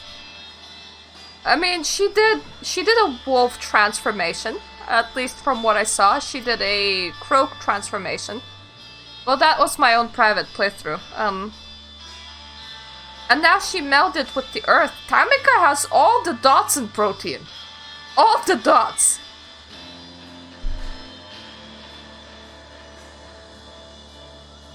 Okay, actually, I don't know Tamika's generation. Her generation could be fairly high up. That might be the explanation. She's not that old. Definitely not that old. But her sire might have been quite powerful. Now that I think about it, that would make sense. Help isn't there, so she obfuscated. And I'm gonna dash. Dash works. First call, we have to get out of here before C puts the boots on the ground. What are you two doing here? Hope, fill them in while we walk. Hope portrait 3.png. Your life to this point, everything you knew, it was highly advanced sphere simulation. Welcome to the real world. No, actually, the SI, First Light, in this case, I think, raided your haven and took you in. They were just transporting you out of town. Kaiser told us the route they'd take. Well, how did SI know where I lived? Messed up your security. Next time, keep your antivirus software up to date and avoid questionable websites and only download software from trustworthy sources. That's alright, come on! Simon must be around. Okay, so Kaiser picked this up. Okay, save it. What's the deal? Uh-oh, you wound me, Lamar. Is it that hard to believe I do something out of the goodness of my own heart?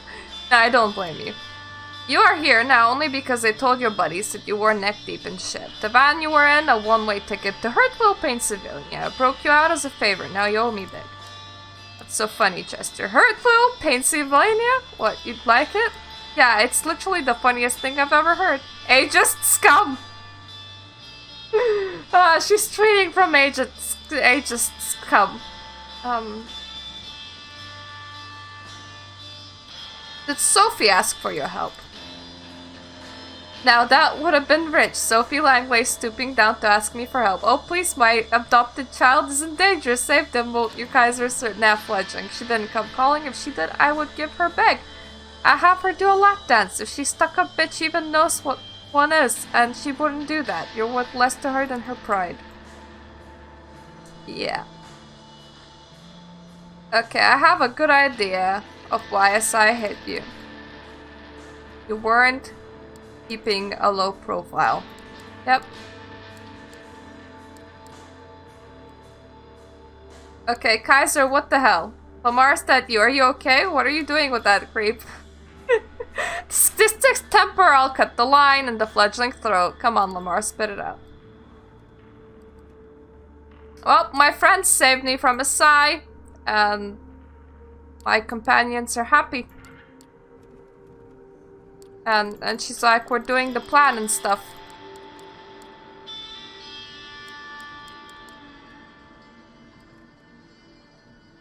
How do you know about this place? Might have mentioned before that knowing shit is kind of my business, plus you didn't exactly make it much of a secret now, did you? The clock is ticking! I will be very nice and thank both of them. And of course, gonna go and click through all of this. Are you on your way? Yes, we'll be there in 15 minutes. If you ask him to serve special stuff, he gives you whiskey.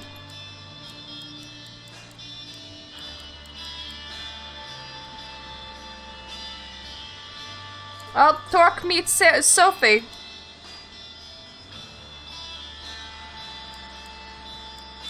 And he's like, this is not what we agreed for the meeting.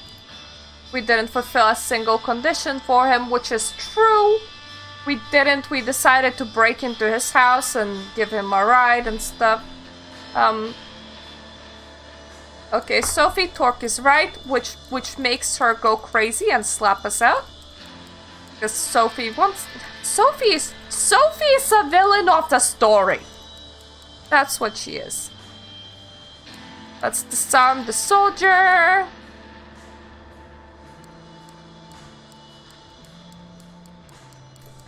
Because they got hit by the Psy, decided to go ahead with the meeting, and that's where we figure out that Callaghan and Panhard are sitting in the tree kissing. Effectively. Well, I mean, blood bonding to each other. At the very least, Callaghan is blood bonded to Panhard. Okay, this better be worth all the trouble. And...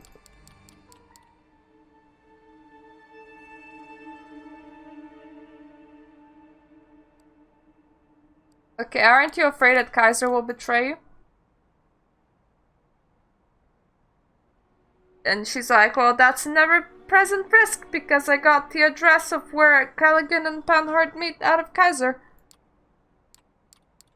And those two will, they will just go to the place. Aren't you coping the same status quo? And she's like, well, no, because I ain't sleeping with Torque while Callaghan is sleeping with Panhard. So it's not exactly that, plus it's temporary, and then we're gonna rip each other's throats out, which sounds like a fucking horrible idea. What Callaghan and Panhard are doing sound like the smart thing to do. The only thing in here that I do not like is Callaghan, but that is because Callaghan is written like an absolute villain. And, Thomas Arturo, for all the hate that he gets, is actually completely and utterly sensible, because he's all like, you two are not doing what you're doing in here because we managed to establish a very careful status quo. You're not gonna demolish it because this way we're actually not losing people to death. We're not losing people to death. Your way we would lose people to death, which is not what we want to do.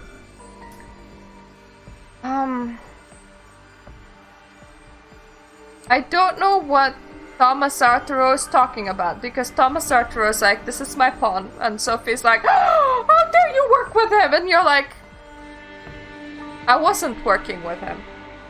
Also, the introduction, it's not made clear, it's not us that are getting up that only visited New York for 3 times. It is our sire. That is the first time when Thomas talked with your sire. What I'm talking about? Of course you don't know, of course. How could you? Only I knew, and your sire, they're the one who agreed to embrace you after some negotiations. And Torque is being allowed to go away alive, reach his allies, because nobody's gonna believe him either way. And Sophie's like, how could you, Lamar? I saved you. And Thomas is all like, did you not even listen to me, woman? You didn't know anything about this. Only I knew about this because I whispered all the sweet nothings into your ear, but your ego was too huge. So you never knew.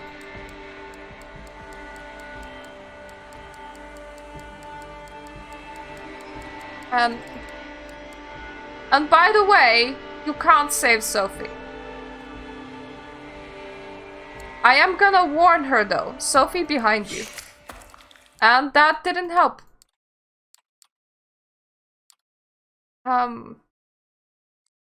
Aren't you gonna kill me? That was the plan certainly, but I had a change of heart. And he's like, let me blood bond you to me. So that you can start your career in the Camarilla. Congratulations, kid, you're in. You're in. I can use you. I can use you. And that is the end. That is the end. Ugh. Okay, well that was a bit disappointing. Not the ending.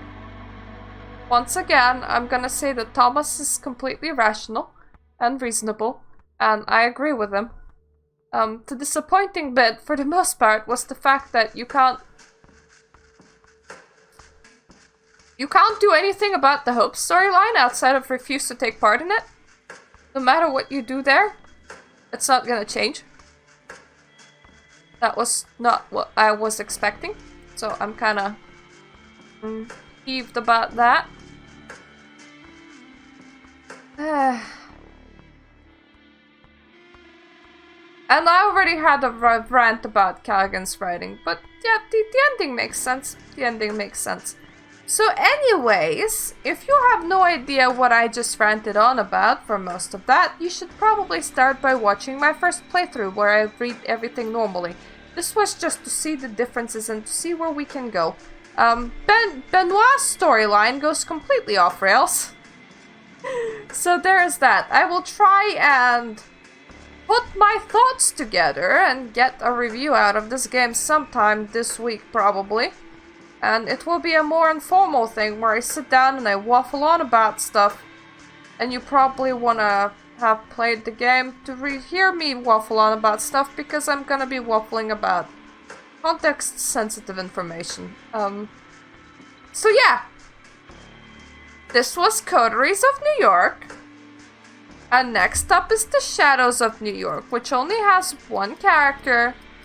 And is kind of shorter, but apparently has better writing. So, thank you for watching, and I hope you're gonna join me when I come back to that. It's 3 AM and I have work tomorrow, so I really should be going to bed. Night-night for now.